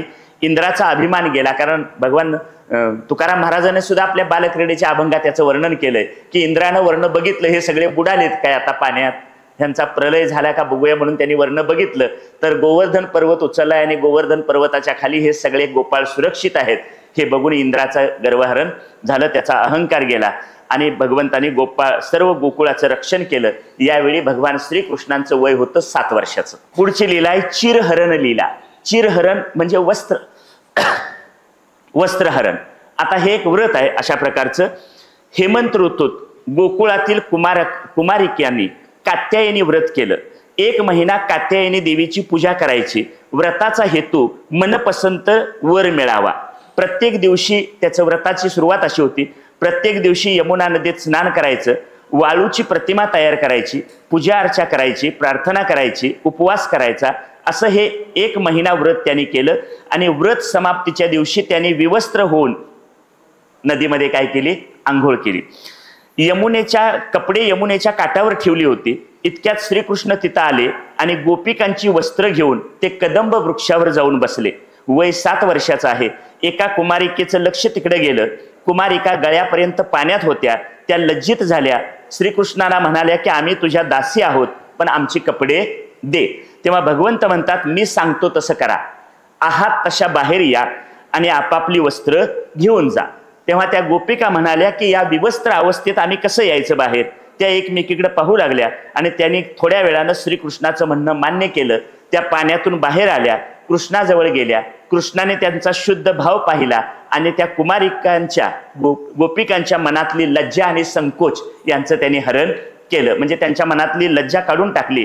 कृष्ण म्हणाले की तुम्ही विवस्त्र होऊन यमुनेत स्नान केलं, हा यमुनेचा अपमान आहे, वरुण देवतेचा अपमान आहे। व व्रत करत असताना किंवा व्रतधारी असताना अशा प्रकारे स्नान करणं हा अधर्म आहे। तेव्हा तुम्ही काय करा, यमुनेची माफी मागा आणि ही वस्त्र घेऊन जा।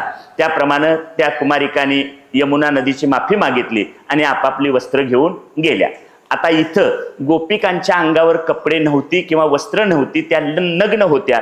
नग्न याचा अर्थ आध्यात्मिक अर्थानं नग्न म्हणजे शरीरावर कपडे नाही, कपडे नसणं एवढाच नाही, तर आपलं हे जे शरीर आहे या शरीरात लपलेले जे चैतन्य आहे याला आपण देह म्हणतो। स्थूल देह, सूक्ष्म देह, कारण देह असे 3 देह आहेत।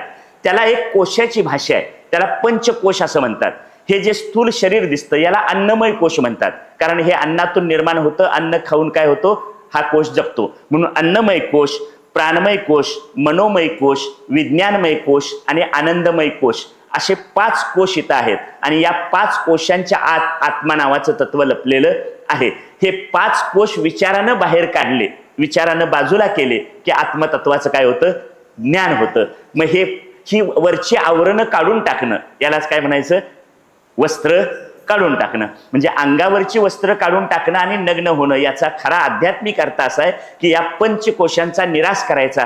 पंचकोशांचा निराश केला की पंचकोशांचा निराश केल्यानंतर आपल्याला आपल्या आत्मतत्वाचं काय होतं, ज्ञान होतं। हा त्याचा आध्यात्मिक अर्थ आहे। यानंतर पुढे आहे बासरी नावाचं एक वाद्य भगवान श्रीकृष्णांच्या चरित्रात आपल्याला दिसतं। बासरी हे एक प्राकृतिक वाद्य, म्हणजे निसर्गापासून मिळणारं, बांबूपासून बनवतात ते। त्याला 7 छिद्र असतात आणि आतून ते पोकळ असतं। आता ही बासरी स्वतःचा स्वर काढत नाही, बासरी स्वतःचा स्वर काढत नाही, भगवंतानी वारा त्यातून फुकावा आणि त्याची जशी इच्छा असेल तसा ती काय करते, स्वर काढते। आपला स्वर, स्वतःचा स्वर त्यामध्ये मिसळत नाही, तर ती स्वतःला पूर्णपणे स्वतःला समर्पित करते। म्हणजे बासरीकडून आम्ही काय शिकायचं, आमच्या शरीराला सुद्धा 9 छिद्र आहेत। आमचं जीवन सुद्धा त्या बासरीसारखं आहे। आपल्या या जीवनात वारा कुणाला फुंकू द्यावा, भगवान श्रीकृष्णाला, भगवंताला वारा फुंकू द्यावा, म्हणजे आपल्या जीवनाचं सुद्धा एक सुंदर संगीत काय होतं, निर्माण होतं। ही बासरी आपला स्वतःचा स्वर मिसळत नाही किंवा आपला स्वतःचा स्वर काढत नाही, याचा अर्थ ती भगवंताला काय होते, समर्पित होते। आणि या गोकुळातल्या ज्या गोपिका आहेत त्या जरा मत्सर करतात त्या बासरीचा, कारण ती एक तर भगवान श्रीकृष्णांच्या ओठावर असते, नाहीतर कमरेला। गोपिका म्हणतात आमचं ह्याच्यावर इतकं प्रेम आहे पण आम्ही ह्यांच्यापासून दूर, आणि ही बासरी मात्र त्याच्या ओठावर।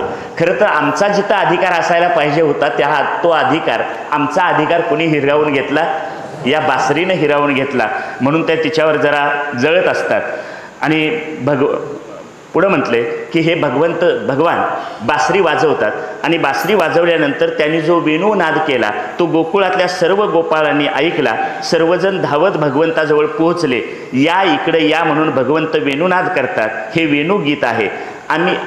भगवंतसुद्धा हे बासरीतून गीत बाहेर काढतात, गीत निर्माण करतात.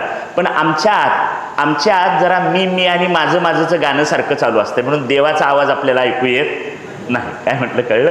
आमचं मी आणि माझं कमी झाल्याशिवाय भगवंत आम्हाला जी आतून साथ घालत असतो त्याचा आपल्याला जाणीव होणार नाही. यानंतरचं एक 10व्या स्कंदातलं एक महत्त्वाचं प्रकरण येतं, ते म्हणजे रासलीला. ह्याचे एकूण 5 अध्याय आहेत. रास पंचाध्यायी असं याला म्हणतात आणि हे 10व्या स्कंदाचे पंचप्राण आहेत. इतका हा महत्त्वपूर्ण विषय आहे आणि याबद्दल बरेचसे गैरसमजसुद्धा आहेत. हा प्रसंग जेव्हा आपण द्वैतातून आणि भेदातून बघतो त्यावेळी आपल्या मनात शंका येतात. पण जर आपण अद्वैतातून विचार करायचा ठरवला, त्याचं जर चिंतन केलं तर हे आपल्या जीवनाचं परम लक्ष्य आहे हे आणि एका रसाची अनुभूती आहे हे आपल्याला कळेल. कारण उपनिषद सांगतात रसो वै सहा, ब्रह्म रसरूप आहे. ब्रह्म कसं आहे? रसरूप आहे. त्यामुळं ब्रह्म आणि भगवान श्रीकृष्ण एकमेकांपासून वेगळे नाहीत. श्रीकृष्ण हे त्याचं सगुण रूप आहे आणि ब्रह्म हे काय आहे? निर्गुण रूप आहे. आणि ब्रह्म रसस्वरूप आहे म्हणजेच आनंद स्वरूप आहे. आता साहित्य रस, कला रस, नाट्य रस, भोजन रस असे सगळे रस ज्या एका महान आनंदात सम्मिलित होतात त्या आनंदालाच म्हणायचं आहे रस. आपल्याजवळ जिभेला एक नाव आहे रसनेंद्रिय. जिभेला काय म्हणतात? रसनेंद्रिय.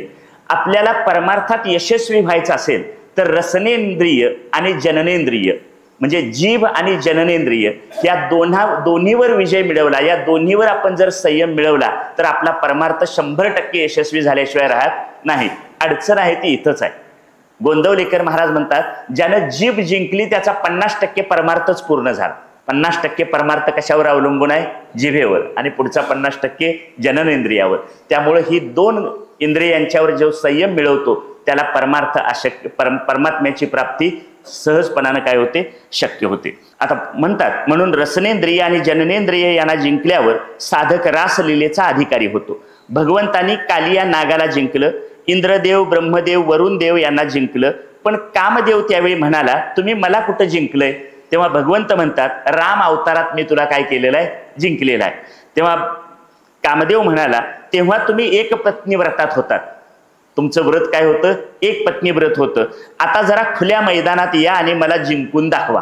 हे कुणाचं म्हणणं आहे? कामदेवाचं म्हणणं आहे. खुल्या मैदानात या आणि जर तुम्ही मला जिंकलं तर मी तुमचा दास होईल. यावर कामदेव म्हणाला शरद पौर्णिमेची रात्र यमुनेच्या काठावर रात्रीच्या एकांत समयी आपल्याबरोबर सुंदर गोपिका, तेव्हा तुम्ही मला काय करा? जिंकून दाखवा.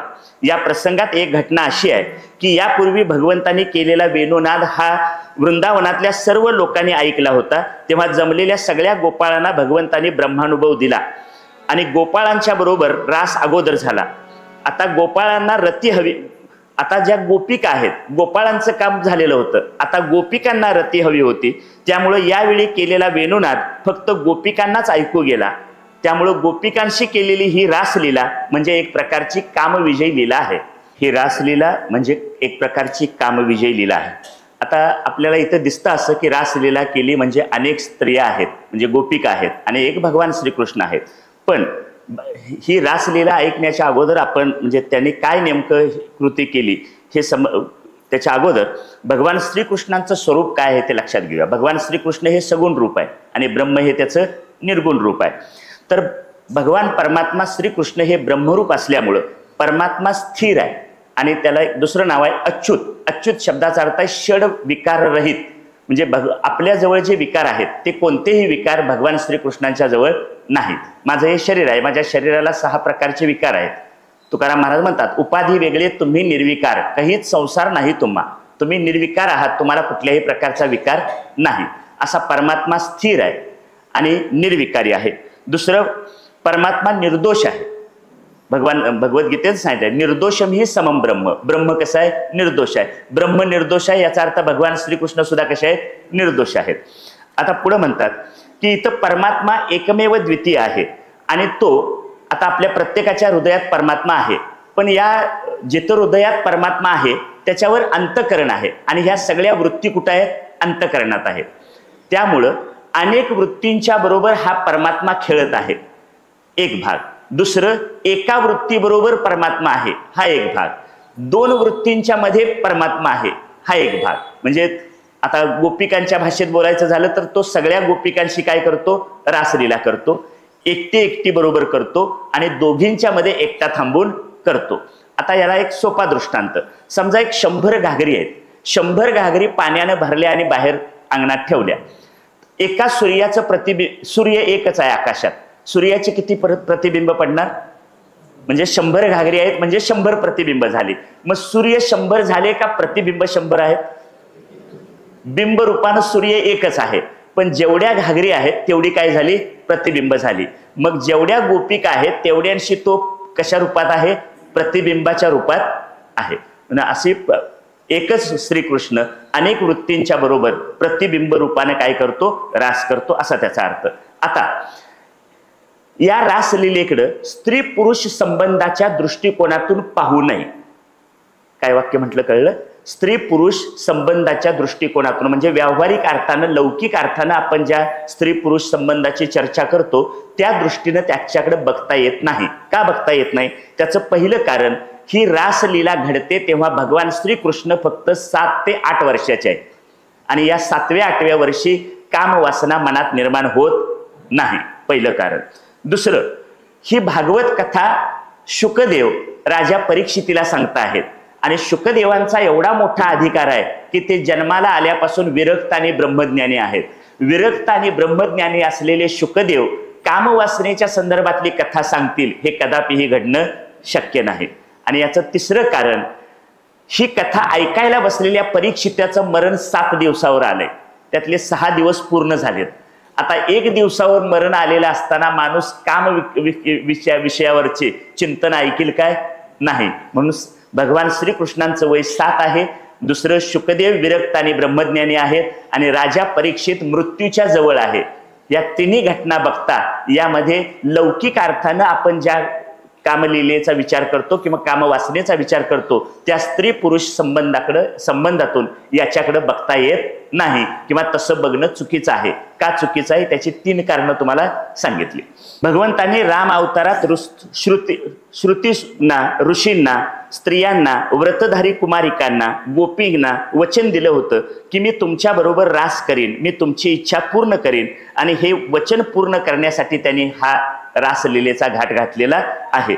शरद ऋतूतील पौर्णिमेची रात्र येताच भगवंतांनी आपल्या योगमायेचा आश्रय केला. यमुनेच्या तीरावर उभं राहून बासरी वाजवली. गोपिका घर कामात होत्या, पण बासरीचा आवाज ऐकल्याबरोबर गोपिकांनी आपली कामं होती ती त्याच्या ठिकाणी टाकली आणि त्या घरातून बाहेर पडल्या. कुणाकडे जाण्यासाठी? भगवान श्रीकृष्ण जिथं बासरी वाजवत आहेत तिकडे जाण्यासाठी बाहेर पडल्या. काही गोपिकांना घरच्यांनी अडवले, त्यांचं पाप आडवं आलं. बाकीच्या धावत सुटल्या आणि या सगळ्या भगवंताजवळ पोहोचल्या. मात्र भगवंत म्हणाले, तुम्हाला शोधत, तुम्ही रात्रीच्या वेळी इथं आलात, तुम्हाला शोधत तुमचे पती आणि मुलं इकडे येतील आणि तुमच्यासारख्या स्त्रियांनी इकडे रात्रीच्या वेळी येणं बरं नाही. तुम्ही काय करा, परत जा. असं म्हटल्याबरोबर त्या गोपिका रडायला लागल्या, व्याकुळ झाल्या आणि गोपिका श्रीकृष्णाला म्हणतात, तुम्हीच म्हणता सर्व धर्मान परित्यज्य मामेकम शरणम व्रज अहम त्वा सर्व पापेभ्यो मोक्ष ईशामि मां शुचः. सर्व धर्माचा कर्मांचा त्याग करा आणि मलाच शरण या. आणि आता आम्ही तुला शरण आलोय तर म्हणता घरी परत जा. तुम्ही बासरी वाजवून आमच्या अंतःकरणात जी आग लावलेली आहे ती अगोदर काय करा, शांत करा, नाहीतर आम्ही या ठिकाणीच देह त्याग करू. गोपिकांची ही वचनं ऐकून भगवान प्रसन्न झाले. श्रीकृष्णासह गोपिका यमुनेच्या काठावर आल्या. वातावरण सुगंधित होतं. रासलीलेला प्रारंभ झाला. भगवंतांनी गोपिकांशी विहार केला, त्यांना आनंदित केले आणि अचानक गोपिकांना अभिमान झाला. त्या म्हणाल्या, आमच्यासारख्या भाग्यवान स्त्रिया आम्हीच आहोत, इतरांना हे भाग्य लाभलं नाही. असा अहंकार झाल्याबरोबर लगेच भगवंत अचानक तिथून निघून गेले. गोपिकांना भगवंताचा विरह झाला आणि हा विरह कशामुळे झाला तर गोपिकांना जो अहंकार झाला, आम्ही आणि श्रीकृष्ण, इतर स्त्रियांना हा लाभ मिळाला नाही, याचा अहंकार झाला. ज्ञानदेवांचे ओवे छान मला आठवले. बहुता एका अवांतरू अहंकाराचा भूत संचारू म्हणून पडिला असे विसरू आत्मबोधाचा. अहंकाराचं भूत मानगुटीवर बसलं की आपण आत्मरूप आहोत याचा काय होतो, विसर पडतो, तसा गोपिकांना अहंकार झाला. नंतर त्यामुळे भगवान श्रीकृष्ण तिथून अदृश्य झाले, गुप्त झाले. गोपिका भगवंताला शोधू लागल्या, गोपिका व्याकुळ झाल्या, त्यांना राहावेना. त्यामुळं त्या मुक्त कंठानं रडायला लागल्या.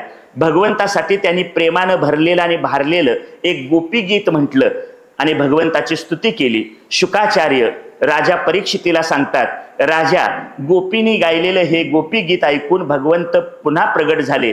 त्यांनी गोपिकांचं सांत्वन केलं आणि गोपींबरोबर नृत्य केलं आणि ही रासलीला पूर्ण. यानंतर पुढचं हे आहे अक्रूराची व्रजयात्रा. आता मथुरेत नारदाने जाऊन कंसाचे कान भरले की तुमचे इतके असुर एका छोट्या बालकानं मारलं, त्यामुळे तुमच्या लक्षात यायला पाहिजे होतं की तुमचा काळ कोण आहे, तोच आहे. तुमच्या इतक्या असुरांना मारलंय म्हटल्यानंतर तुम्ही लक्षात घ्या की तुमचा तो काळ आहे आणि तोच देवकीचा 8वा पुत्र आहे, तो श्रीकृष्ण आहे. हे ऐकून कंसानं वसुदेव देवकी यांना पुन्हा तुरुंगात डांबलं आणि कंसानं एक योजना आखली. ही योजना काय होती? मल्ल क्रीडा करायची, म्हणजे कुस्तीचा महोत्सव सुरू करायचा. आणि या कुस्ती महोत्सवाच्या वेळी आपल्याकडं चानूर आणि मुष्टिक हे मल्ल आहेत आणि श्रीकृष्ण आणि बलराम यांना काय करायचं? गोकुळातून इकडं आणायचं. गोकुळातून इकडं आणायचं आणि आपले जे चानूर आणि मुष्टिक हे मोठे बलवान मल्ल आहेत त्यांना काय करायचं? कृष्ण आणि बलरामाबरोबर कुस्ती खेळायला लावायची आणि त्यांना मारून टाकायचं. आणि त्याच्यातून ते वाचलेच तर कुवलया पीड नावाचा एक हत्ती आणून ठेवला होता. म्हणजे कंसाने विचार केला, मी श्रीकृष्णाला बोलवलं तर ते येणार नाहीत, त्यामुळं आपण काय करूया, मल्ल ह्या कुस्तीसाठीचा महोत्सव इथं आयोजित करूया आणि त्यासाठी श्रीकृष्ण आणि बलराम यांना तिकडून इकडं आणूया. पण आपण गेलो तर ते येणार नाहीत. अक्रूर त्यांचा भक्त आहे म्हणून त्यांनी अक्रूराची निवड केली. कशासाठी? बलराम आणि श्रीकृष्ण यांना आणण्यासाठी. आणि हा मल्ल क्रीडा महोत्सव आयोजित केल्याचं सांगण्याचं ठरवलं. त्याप्रमाणे अक्रूर रथ घेऊन मथुरेतून वृंदावनात आला. कृष्ण बलरामाला भेटून त्यांनी येण्याचा हेतू सांगितला आणि कंसानं तिथं काय केलंय तेही सांगितलं. कंसानं तुमच्या मात्यापित्यांना तुरुंगात डांबलंय, उग्रसेन सुद्धा तुरुंगात आहे असं अक्रूराने श्रीकृष्णांना सांगितलं. आता अक्रूर जेव्हा श्रीकृष्ण आणि बलराम यांना घेऊन जाण्यास आले, ही बातमी जेव्हा गोकुळात पसरली तेव्हा सगळ्या गोपिका अतिशय दुःखी झाल्या, रडायला लागल्या. म्हणजे गोकुळातल्या खाली जमिनीत मातीत पडून त्यांनी लोळायला सुरुवात केली. कशासाठी? तर आपल्याला भगवान श्रीकृष्णांचा वियोग होणार म्हणून. म्हणजे इथून कृष्ण आणि बलराम मथुरेला मल्ल क्रीडा महोत्सवासाठी गेले तर तेवढा वियोग आपल्याला सहन होणार नाही. आणखी एका ठिकाणी ह्या गोपिकांचा असा उल्लेख केलाय की त्या म्हणतात, ब्रह्मदेवानं हे शरीर निर्माण चांगलं केलं पण त्याच्यात एक दोष केलाय. दोष कुठला? या डोळ्यांना पापण्या ठेवायला नको पाहिजे होत्या. काय करायला नको पाहिजे होतं? पापण्या ठेवायला नको पाहिजे होत्या. कारण आम्ही जेव्हा श्रीकृष्णाला पाहतो तेव्हा या पापण्यांचा अडथळा होतो, कारण त्या मध्ये मध्ये काय होतात? मिटतात. म्हणजे हे शरीर सगळ्यात उत्तम तयार केलं पण त्यांनी देवानं काय करायला पाहिजे होतं?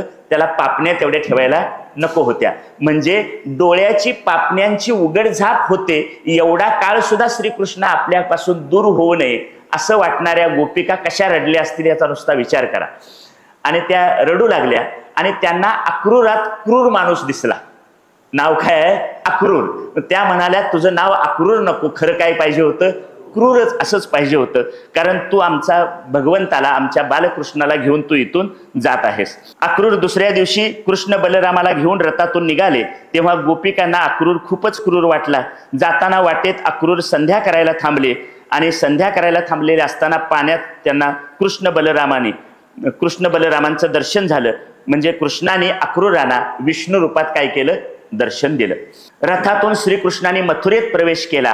अक्रूरांना पुढे पाठवून कृष्ण आणि बलराम मथुरेच्या दिशेनं चालत निघाले. चालता चालता काही घटना घडल्या त्या अशा आहेत. पहिली घटना, प्रथम त्यांना एक धोबी कपडे घेऊन जाताना दिसला. कृष्णाने त्याच्याकडे कपडे मागितले, त्यानं कपडे द्यायला नकार दिला. रामायणात सीतामाईवर आरोप करणारा हाच तो होता. राम अवतारात सीतामाईवर आरोप करणारा तोच होता. म्हणून श्रीकृष्णाने एक थप्पड मारली, दुसरी काय मारायची गरज पडली नाही, त्याचा मृत्यू झाला. त्यानंतर दुसरी घटना आहे, वाटेत त्यांना कुब्जा भेटली, म्हणजे एक कुबडी स्त्री. कंसाकडे काम करायची, त्याच्यासाठी चंदन उगाळून द्यायची, कंसाची सेवा करायची. श्रीकृष्णाने तिला बोलवलं आणि त्याच्याकडे चंदनादी कुंकुम हे मागितलं. तिनं ते दिलं. तेव्हा भगवान श्रीकृष्णाने तिच्या पायावर आपले पाय ठेवले आणि हनुवटी हाताने जोरात उचलली आणि तिच्या पाठीचं कुबड काढून टाकलं. कुब्जेनं त्या भगवान श्रीकृष्णाने विनंती केली की एक दिवस माझ्या घरी भेट द्या. श्रीकृष्णाने नंतर येण्याचं अभिवचन तिला दिलं. तिसरी घटना अशी घडते की मथुरेचं दर्शन करीत करीत कृष्ण आणि बलराम यज्ञ मंडपात आले. म्हणजे जिथंही मल्ल क्रीडा महोत्सव आयोजित केला होता त्या यज्ञ मंडपात आले. तिथं ठेवलेलं धनुष्य उचलून त्यावर त्यांनी प्रत्यंचा चढवली आणि श्रीकृष्णाने ते धनुष्य मोडून टाकलं. त्या धनुष्याच्या तुकड्याने कंसाच्या सैनिकांना आणि पहारेकऱ्यांना त्यांनी मारलं. दुसऱ्या दिवशी कृष्ण आणि बलराम रंगशाळेत पोहोचले. तेव्हा दारात उभा असलेला कुवलया पीड नावाच्या हत्तीला त्यांनी पाहिलं आणि श्रीकृष्ण आणि बलराम आलेलं बघून माहुतानं त्या हत्तीला त्यांच्या दिशेनं काय केलं, पाठवलं. म्हणजे हेतू काय होता की त्या हत्तीनं या दोघांना मारून टाकावं. पण श्रीकृष्णाने त्या हत्तीची सोंड पकडली आणि त्याला जमिनीवर पाडलं. त्याचे दोन्ही दात उपटले. एक दात बलरामाला दिला. कंस रंगशाळेत उंच मंचावर बसला होता. कंस कुवलया पीड हत्तीच्या मृत्यूनं घाबरला. म्हणजे हत्तीचे दात काढून घेतले आणि त्याला मारलं याचं भय त्याच्या मनात निर्माण झालं. आपण सुरुवातीलाच आज बघितलं की तुझा शत्रू जन्माला आलाय असं सांगितल्याबरोबरच कृष्ण जन्माला आलाय हे कळल्याबरोबरच किंवा तुला मारणारा जन्माला आलाय हे कळल्याबरोबरच कंसाच्या मनात काय निर्माण झालं होतं, भय. त्या वेळेपासून आतापर्यंत त्याच्या मनात काय आहे, भय आहे. एक दृष्टांत सांगतो. आता तुम्ही सगळेजण इथं कथा ऐकायला आलाय. तुम्ही आता घरी परतलात, तुमच्या घराची दारं बंद, कल्पना करा दारं बंद करून आलाय आणि तुम्ही घरी गेल्या, दारात पोचल्यावर तुमच्या शेजाऱ्याने तुम्हाला सांगितलं तुम्ही तिकडे कथेला गेलाय पण मगाशी इथं तुमच्या दाराजवळनं एक साप गेलेला मी बघितला. आता तुमची काय अवस्था होईल? म्हणजे कंसाची अवस्था काय झाली असेल हे सांगायसाठी सांगितले. तुम्हाला असं शेजाऱ्याच्या मुलाने सांगितलं की मगाशी इथं तुमच्या हुंबऱ्याजवळनं काय झालाय, साप गेलाय. म्हणजे तुम्ही तुमचा दरवाजा उघडण्यापासून ते पाठीमागच्या दारापर्यंत सगळ्या कडी कोपऱ्यात तुम्हाला काय दिसणार, साप दिसणार. अगदी कंसाचं तसंच झालं. तुला मारणारा जन्माला आलाय असं म्हटल्यानंतर कंसाला मारेपर्यंत कंसाला सर्वत्र कोण दिसत होतं, श्रीकृष्ण दिसत होते. म्हणजे भयानक का असेना, भीतीनं का असेना, कंस कुणाचं चिंतन करत होता, श्रीकृष्णाचं चिंतन करत होता. कंस कुवलया पीड हत्तीच्या मृत्यूनं घाबरला होता. चानूर मुष्टिक या कंसाच्या मल्लाने श्रीकृष्ण आणि बलरामांना कुस्तीसाठी बोलावलं. श्रीकृष्णाने चानूराला हाताने उचलून जमिनीवर आपटलं. बलरामानं मुष्टिकाचा वध केला. आता मात्र कंस घाबरला. तो ओरडायला लागला, या वसुदेवाच्या पुत्राला मारा, नंदाला मारा, वसुदेवाला मारा, उग्रसेनाला मारा. म्हणजे हे जे आहेत सगळे माझे शत्रू म्हणून जमून आलेले, ह्या सगळ्यांना काय करा, मारा म्हणून ओरडू लागला. कृष्णानं तो बसला होता त्या मंचावर उडी घेतली. कंसाला पकडून त्याचा मुकुट खाली पाडला. कंस घाबरूनच मरण पावला. म्हणजे एक तडाखा सुद्धा मारायची गरज पडली नाही. घाबरून मरण पावला. कंस घाबरून मरण पावला. भयानं भगवंताचं चिंतन करीत होता. त्यामुळं मरण समयी त्याला शंख, चक्र, गदा, पद्मधारी भगवंताचं दर्शन झालं. त्याला सायुज्य मुक्ती मिळाली. श्रीकृष्णाने वसुदेव देवकीची सुटका केली, उग्रसेनाची सुटका केली. त्यांना पुन्हा राजा बनवलं. नंद बाबा गोकुळात गेले. कृष्ण बलराम मथुरेत थांबले. त्यानंतर श्रीकृष्ण सांदीपनी ऋषींच्याकडे गुरुकुलात गेले. गुरुसेवा करून त्यांनी ज्ञानप्राप्ती करून घेतली आणि तिथून परत मथुरेत आले. मथुरेत आल्यानंतर त्यांनी कुब्जेला दिलेलं वचन पूर्ण करण्यासाठी ते तिच्या घरी गेले. त्यानंतर श्रीकृष्ण अक्रूराच्या घरी गेले. भगवंताच्या आदेशानं अक्रूरमध्येच हस्तिनापुराला जाऊन आले आणि कुंतीची त्यांनी भेट घेतली. कौरव पांडवांच्यावर खूप अन्यायाने अत्याचार करत आहेत याचा समाचार घेऊन ते भगवंतांना येऊन त्यांनी काय केलं, तो निरोप तसा सांगितला. या ठिकाणी आता पूर्वार्ध पूर्ण झाला आणि उत्तरार्धाला सुरुवात होते. उत्तरार्ध सुरू होतो. यामध्ये श्रीकृष्ण तरुण आहेत आणि उत्तरार्धाच्या सुरुवातीलाच जरासंधाचं आक्रमण अशी कथा येते. जरासंध हा मगध देशाचा राजा आहे. जन्मताच जरासंधाचं हे कसं तयार झालं बघा. जन्मताच त्याच्या शरीराचे 2 तुकडे होते. जरासंधाचे जन्मताच 2 तुकडे होते. ते जरा नावाच्या राक्षसीनं जोडले म्हणून त्याला काय म्हणतात, जरासंध. हा जरासंध कंसाचा मित्र होता. कारण जरासंधाच्या 2 मुली अस्ती आणि प्राप्ती या दोघींचा विवाह कंसाबरोबर झाला होता. आणि श्रीकृष्णाने कंसाला मारलं तेव्हा जरासंधानं मथुरेवर आक्रमण केलं. श्रीकृष्ण बलरामाने त्याची सेना नष्ट केली, पण जरासंधाला काही ठार मारलं नाही. जरासंध पुन्हा पुन्हा मथुरेवर वाऱ्या करीत राहिला आणि जितक्या वेळा वाऱ्या केल्या तितक्या वेळा श्रीकृष्ण बलरामाने त्याचा पराभव केला, पण एकच गोष्ट केली, त्याला काही मारलं नाही. 17 वेळा मथुरेवर स्वारी केली जरासंधानं, भगवंतांनी त्याला 17 वेळा हरवलं, फक्त ठार मारलं नाही. असं का केलं तर त्याचा पुढं कथानक येतं. जरासंधाचा कालयवन नावाचा एक मित्र होता. जरासंधाचा कालयवन नावाचा एक मित्र होता आणि या कालयवनानं मथुरेवर स्वारी केली. याच्याशी जर आपण लढत राहिलो तर जरासंध आपल्या प्रजेला मारील, म्हणून श्रीकृष्णाने समुद्राजवळ द्वारका नगरी उभा केली. द्वारका शब्दाचा अर्थ आहे मोक्षाचं द्वार. आपल्या सर्व माणसांना म्हणजे भगवान श्रीकृष्णाने आपल्या सगळ्या नातेवाईकांना ती द्वारका नगरी निर्माण करून द्वारकेत सुरक्षित ठेवलं, कारण मथुरेवर जरासंध काय करायचा, सतत स्वाऱ्या करायचा. म्हणून हा कालयवन जो आहे जरासंधाचा मित्र, तो कालयवन अजिंक्य होता आणि त्या कालयवनाला एक वर होता की त्याच्या समोर जो उभा राहील तो पळून जाईल. कालयवनाला वरदान कशाचं होतं, म्हणजे कालयवनासमोर एखादा युद्ध करायला गेला, समोर त्याला मारतो म्हणून, तर त्याला मारायचं धाडस होणार नाही. कालयवनाच्या समोर जो उभा राहील तो पळून जाईल, असं त्याला वरदान होतं. मथुरावासियांच्या रक्षणाला बलरामाला ठेवलं आणि कृष्ण कालयवनाच्या समोर गेला. आता वरदान मिळाले काय, जो आपल्या समोर येईल तो पळून जाईल. मग कालयवनाच्या समोर गेल्याबरोबर कृष्ण त्याला बघून पळायला लागले. कृष्ण पळायला लागल्याबरोबर कालयवन त्यांच्या पाठीमागे लागला. आता कालयवन पाठीमागे लागल्यानंतर पळता पळता राजा मुचकुंद जिथं झोपला होता, राजा मुचकुंद म्हणून एक पात्र आहे, ते राजा मुचकुंद जिथं झोपला होता ज्या गुहेत, तिथं श्रीकृष्ण शिरले. आता काय झालं बघा, त्या मुचकुंदाला देवतांनी गाढ झोपेचं वरदान दिलेलं होतं आणि जो कोणी त्याच्या झोपेत विघ्न आणील त्याच्यावर त्याची दृष्टी जातात तो जळून भस्म होईल, असं वरदान होतं. मग आता भगवान श्रीकृष्ण कालयवनाच्या समोर गेले, पळत सुटले आणि पळत पळत कुठे गेले, जिथं तो मुचकुंद झोपला होता त्या गुहेत शिरले आणि जाता जाता आपल्या अंगावरचं वस्त्र त्याने त्या मुचकुंदाच्या अंगावर टाकलं. कालयवन पाठोपाठ आला. त्याला वाटलं की हे श्रीकृष्णाचं वस्त्र आहे, त्या अर्थी वस्त्राखाली कोण लपलंय, श्रीकृष्ण लपलाय. म्हणून त्यांनी काय केलं, मुचकुंद तिथं झोपलेल्या त्या मुचकुंदाला, तिथं श्रीकृष्णाचं वस्त्र बघून मुचकुंदाला लात मारली. त्यामुळे मुचकुंद जागा झाला आणि त्याची दृष्टी समोर असलेल्या कालयवनावर पडली. त्याबरोबर तो जळून खाक झाला. मुचकुंद हे भगवंताचे भक्त होते, त्याने मुचकुंदाला दर्शन दिलं. त्यानंतर जरासंधाने पुन्हा 18व्या वेळी मथुरेवर स्वारी केली.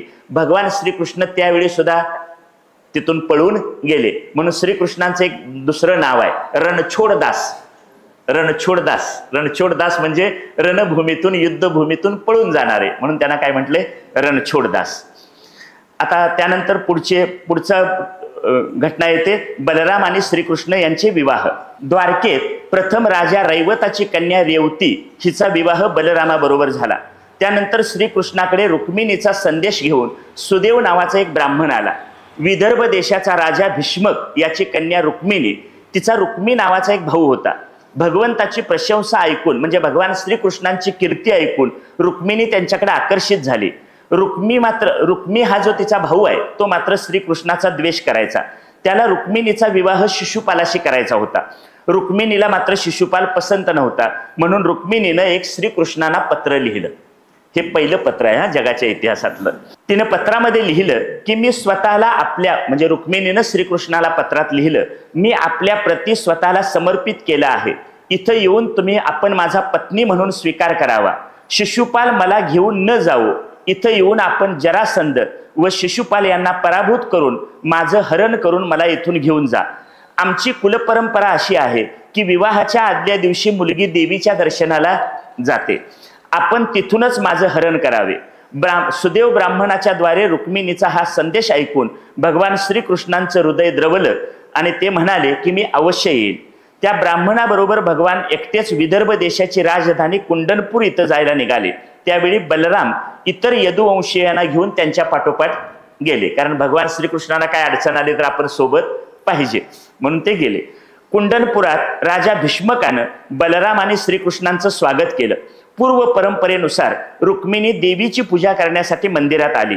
पूजा करून परत जात असताना भगवान श्रीकृष्णाने तिला उचलून आपल्या रथात घेतलं. हा प्रसंग इतक्या वेगानं घडला की लोक जागच्या जागी बघत राहिले आणि नंतर क्रोधित होऊन श्रीकृष्णाच्या मागे लागले. बलराम आणि यदुसेनेनं त्या शत्रूंचा नायनाट केला. रुक्मीनं मात्र श्रीकृष्णाचा पाठलाग सुरू केला. भगवान श्रीकृष्ण रुक्मीला मारायला धावले, परंतु रुक्मिणीनं त्याला आपल्या भावाला सोडून देण्याची विनंती केली. रुक्मिणी बरोबर भगवंताचा विवाह झाला. याला राक्षस विवाह म्हणतात. म्हणजे कुठला? तिला पळवून आणून विवाह केला म्हणून त्याला काय म्हणायचं? राक्षस विवाह. पसंतीनं केलेला जो विवाह असतो त्याला गांधर्व विवाह म्हणतात. द्वारकेत पोहोचल्यानंतर भगवंतानी पुन्हा वैदिक पद्धतीनं काय केला?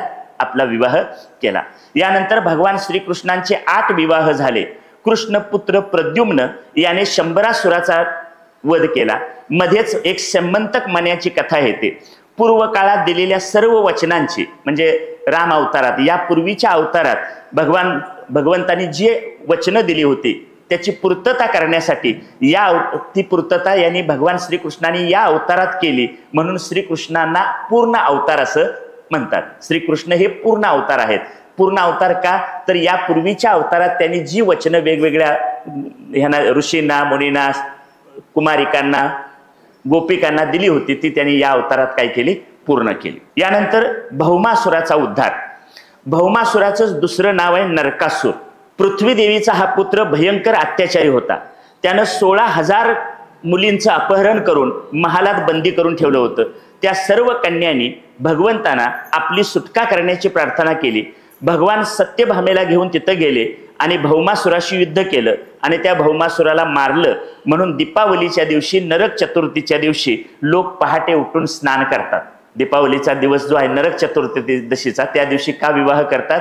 तर त्या दिवशी या भौमासुराला काय केलं? भगवान श्रीकृष्णाने मारलं.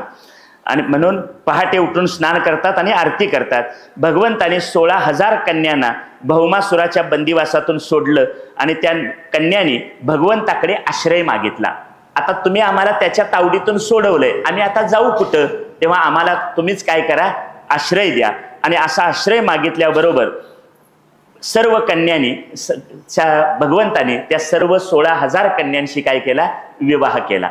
आता भगवान श्रीकृष्णाने 16,000 मुलींशी लग्न केलं याबद्दलचं तात्पर्य भागवतकार पुढे सांगतात. या 16,000 मुली परक्या पुरुषाच्या घरी राहून आल्यामुळं त्यांची समाजात अवहेलना होऊ नये म्हणून भगवान श्रीकृष्णाने त्यांचा काय केला? स्वीकार केला. दुसरं कारण, इतक्या मुली जर विवाहाशिवाय राहिल्या तर समाजाची अवनती होईल म्हणून भगवंताने विवाह करून त्यांचं कल्याणच केलं. समाजात परिवर्तन, समाजात क्रांती घडवली आणि शांती प्रस्थापित केली. आता एकट्या भगवंताने, मगाशी मी जे घागरींचं उदाहरण सांगितलं, सूर्याचं एक बिंब आहे, पण 100 घागरी पाणी भरून ठेवल्या तर एकाच सूर्याची किती प्रतिबिंब दिसतात? 100 प्रतिबिंब दिसतात. त्याप्रमाणे भगवंतानी प्रतिबिंबाप्रमाणे अनेक रूपं घेऊन हा विवाह केला आणि तिथून परतताना त्यांनी सत्यभामेसाठी पारिजातक वृक्ष आणला. इथं ही भौमासुराच्या उद्धाराची कथा संपते. त्यानंतर जरासंधाकडे, आता ह्या भौमासुराने काही मुलींना कोंडून ठेवलं होतं, त्यांची सुटका केली. आता जरासंधानं काही राजांना आपल्या बंदिवासात ठेवलं होतं. त्या जरासंधाकडे बंदिवासात असलेल्या राजाने श्रीकृष्णांना संदेश पाठवला की आम्हाला सुद्धा काय करा? तुम्ही इथून सोडवा. भगवान श्रीकृष्णांना जरासंधाच्या ताब्यात असलेल्या राजाने निरोप पाठवला, आम्हाला जरासंधाच्या बंदिशाळेतून सोडवा. यावेळी नारदांनी राजा युधिष्ठिर राजसूय यज्ञ करीत असल्याचं त्यांना सांगितलं. युधिष्ठिर म्हणजे पांडव. पांडवांच्याकडे राजसूय यज्ञ चाललाय, म्हणजे 2 कामं करायची आहेत. एक, पांडवांच्याकडे राजसूय यज्ञाला जायचं आणि दुसरं जरासंधाला मारायचं. यातलं कोणतं काम आधी करावं याबाबत श्रीकृष्णाने उद्धवाला विचारलं. तेव्हा उद्धवाने त्यांना सांगितलं, तुम्ही जरासंधाचा वध काय करा? पहिल्यांदा करा. आणि जरासंधाचा वध कसा करावा याबद्दल सुद्धा त्यांनी एक युक्ती सांगितली. आणि त्याप्रमाणे भगवान श्रीकृष्ण, भीम आणि अर्जुन हे ब्राह्मण वेश घेऊन जरासंधाच्या अतिथीगृहात आले. अर्जुन, भीम आणि श्रीकृष्ण तिघांनी ब्राह्मण वेश घेतला आणि ते जरासंधाच्या अतिथीगृहात आले. जरासंधाचा असा नियम होता की रात्री जेवणाच्या अगोदर तो अतिथीला जी काही त्याची इच्छा असेल ती काय करायचा? पूर्ण करायचा. जरासंधानं या तिघांना विचारलं की तुम्हाला भिक्षेत काय पाहिजे ते सांगा. तेव्हा ते तिघजण म्हणाले, आम्हाला युद्ध करायचं, आम्हाला काय करायचं आहे, युद्ध करायचं आहे. तो म्हणाला, ब्राह्मण युद्ध करीत नाहीत. तेव्हा भगवंतासह सर्वजण प्रगट झाले. जरासंध म्हणाला, कृष्णा तू फार भित्र आहेस, तू मला बघून किती वेळा पळून गेलास, 18 वेळा पळून गेलास, तुझ्याबरोबर युद्ध करण्यात काय मला आनंद वाटणार नाही, मी भीमाशी युद्ध करीन. कोण म्हणाल, जरासंध. जरासंध म्हणाला, तुझ्यासारख्या पळपुट्याशी मी काय युद्ध करणार नाही, मी भीमाशी युद्ध करीन. आणि मग मल्लयुद्ध सुरू झालं. जवळजवळ 27 दिवस भीमाशी जरासंधाचं युद्ध सुरू होतं. भीम त्याला मारायचा, त्याचे 2 भाग करायचे, पण ते 2 भाग दोन्ही बाजूला टाकले की काय व्हायचं, ते पुन्हा जोडले जायचे. मग भगवान श्रीकृष्णांच्याकडे त्यांनी बघितलं 27-28 दिवस झाल्यानंतर, आणि श्रीकृष्णाने त्यांना एक युक्ती सुचवली की त्याचे 2 भाग केलेस की ते काय कर, उलटे टाक. मग ते दाखवण्यासाठी त्यांनी एक गवताची काडी घेतली, ती गवताची काडी मधोमध चिरली आणि ती या बाजूची उजव्या बाजूची डावीकडं, डावीकडची उजव्या बाजूकडं असा संकेत दिल्यानंतर भीमाने त्याप्रमाणे जरासंधाच्या शरीराचे 2 भाग केले आणि ते उलट दिशेला टाकले आणि जरासंधाचा काय झाला, वध झाला. त्याप्रमाणे भीमाने जरासंधाला मारलं. त्यानंतर त्याने बंदी केलेल्या राजांची सुटका केली. पुढची कथा आहे भगवान श्रीकृष्णांची अग्रपूजा आणि शिशुपालाचा उद्धार. आता एक काम झालं, जरासंधाला मारायचं. त्यानंतर युधिष्ठिर महाराजांनी विधीपूर्वक राजसूय यज्ञ केला होता. या राजसूय यज्ञांच्या ठिकाणी हे पोहोचले. कौरव पांडवाकडील सर्व मान्यवर ऋषी त्या ठिकाणी उपस्थित होते. यावेळी या यज्ञाच्या ठिकाणी एका सर्वश्रेष्ठ पुरुषाची प्रथम पूजा करायची. त्याला एक शब्द आलाय, अग्रपूजा. अग्रपूजा कुणाची करायची, 5 पांडवापैकी सहदेवानी यासाठी श्रीकृष्णांचं नाव सुचवलं. म्हणजे या यज्ञ प्रसंगी पहिल्यांदा आपण कुणाची पूजा करूया, श्रीकृष्णाची पूजा करूया. सर्वांनी त्याला संमती दिली. श्रीकृष्णांना सिंहासनावर बसवण्यात आलं. एवढ्यात शिशुपाल उभा राहिला आणि तो म्हणाला, हा गोकुळातला गुराखी आहे, हा गोकुळातला गुराखी आहे, त्याची काय श्रेष्ठता, तो चोऱ्या करतो, गायी राखतो आणि त्याला कशाला अग्रपूजेचा मान दिलाय, असं तो त्यानं श्रीकृष्णाचा अपमान करू लागला. आता मध्येच शिशुपालाचं चरित्र येतं. शिशुपाल जेव्हा जन्माला आला तेव्हा त्याला 4 हात होते आणि त्याचं रूप जरा विचित्र होतं. तेव्हा त्याला सांगण्यात आलं की ज्याच्या मांडीवर ह्याला दिलंस की त्याचे 4 हातापैकी 2 हात काय होतील, गळून पडतील आणि 2 राहतील, त्याच्याकडूनच ह्याचा मृत्यू होईल. त्यानंतर त्या शिशुपालाच्या आईनं हे काम सुरू केलं की जो येईल त्याच्या अंगावर काय, त्याच्या हातात कुणाला द्यायचं, शिशुपालाला द्यायचं. आणि बऱ्याच वेळानंतर जेव्हा श्रीकृष्ण तिथं आले आणि श्रीकृष्णांच्या हातात शिशुपालाला दिलं, त्याबरोबर त्याचे 4 हातापैकी 2 हात काय झाले, गळून पडले. आणि हे 2 हात गळून पडल्यानंतर त्याच्या आईला कळलं की आता आपल्या मुलाचा वध कुणाकडून होणार आहे, शिशुपालाकडून. शिशुपालाचा वध भगवान श्रीकृष्णांच्याकडून होणार आहे. तेव्हा त्यांनी ती शिशुपालाची आई श्रीकृष्णांच्याकडे गेली आणि म्हणाले की याच्यावर तुम्ही काय करा, कृपा करा. भगवंत म्हणाले, भर सभेत मी याच्या 99 चुका किंवा 99 अपराध मान्य करीन, पण 100 अपराध पूर्ण झाले की माझं सुदर्शन चक्र याचा काय करील, वध करील. मागे जरासं जाऊया. पहिले जय विजय होते. जय विजय नंतर कोण आले, हिरण्याक्ष आणि हिरण्यकश्यपू. त्यानंतर राम अवतारात रावण आणि कुंभकर्ण, आणि आता कृष्ण अवतारात शिशुपाल आणि दंतवक्र. हा त्यांचा 3रा जन्म होता. आता इथं यज्ञ प्रसंगी भर सभेत शिशुपाल भगवंताचा अपमान करायला लागले की हा गुराखी आहे म्हणून. भगवान गप्प होते, त्यामुळे शिशुपालाचं धाडस वाढलं. 100 अपराध पूर्ण होताच सुदर्शन चक्रानं शिशुपालाचं मस्तक उडवलं. त्याच्या शरीरातून एक ज्योत निघाली आणि ती ज्योत भगवंतामध्ये विलीन झाली. सर्वजण थक्क झाले. श्रीकृष्ण ईश्वर अवतार आहेत हे स्पष्ट झालं. युधिष्ठिराने भगवान श्रीकृष्णांची पूजा केली आणि राजसूय यज्ञ पूर्ण झाला. त्यानंतर पुढची कथा आहे श्रीकृष्ण आणि सुदामा यांच्या मैत्रीची. सांदीपनी ऋषींच्या आश्रमात श्रीकृष्ण आणि सुदामा यांची भेट झाली. कारण गुरुकुलात ते गेले होते, तिथं सुदामाची भेट झाली. त्यांची मैत्री जुळली. आश्रमात असताना एकदा सांदीपनीने त्या दोघांना सरपण आणायला पाठवलं. सरपण म्हणजे जळद. सरपण आणायला पाठवलं. ते दोघं जण जंगलात गेले आणि जंगलात गेल्यानंतर अचानक पाऊस सुरू झाला. दोघं एका ठिकाणी थांबले. पावसामुळे प्रचंड थंडी वाजायला लागली. सुदाम्याने काय केलं, आपल्या जवळचे खिशात असलेले चणे काढले आणि एकट्यानेच खायला सुरुवात केली. थंडीच्या दिवसात म्हणजे थंडी वाजायला लागली म्हणून त्यानं आपल्या जवळचे चणे खायला सुरुवात केली. कुडुम कुडुम असा आवाज आला. श्रीकृष्णाने कसला आवाज म्हणून विचारलं. सुदामा म्हणाला, जरा थंडीने माझे दात वाजायला लागलेत. काहीतरी शिकवलंय या कथेतून. थंडीनं माझे दात वाजायला लागलेत. कदाचित यामुळेच सुदाम्याच्या जीवनात दारिद्र्य आलं. म्हणजे आपण दोघं तिघं असताना एकट्यानं कोणतीही गोष्ट खाऊ नये, आपल्या सोबत आहेत त्यांना वाटून खावं, हे ह्यातनं काय केलंय, सूचित केलेलं आहे. त्यानं एकट्यानं चोरून खाले म्हणून पुढच्या आयुष्यात त्याला काय झालं, दारिद्र्य प्राप्त झालं.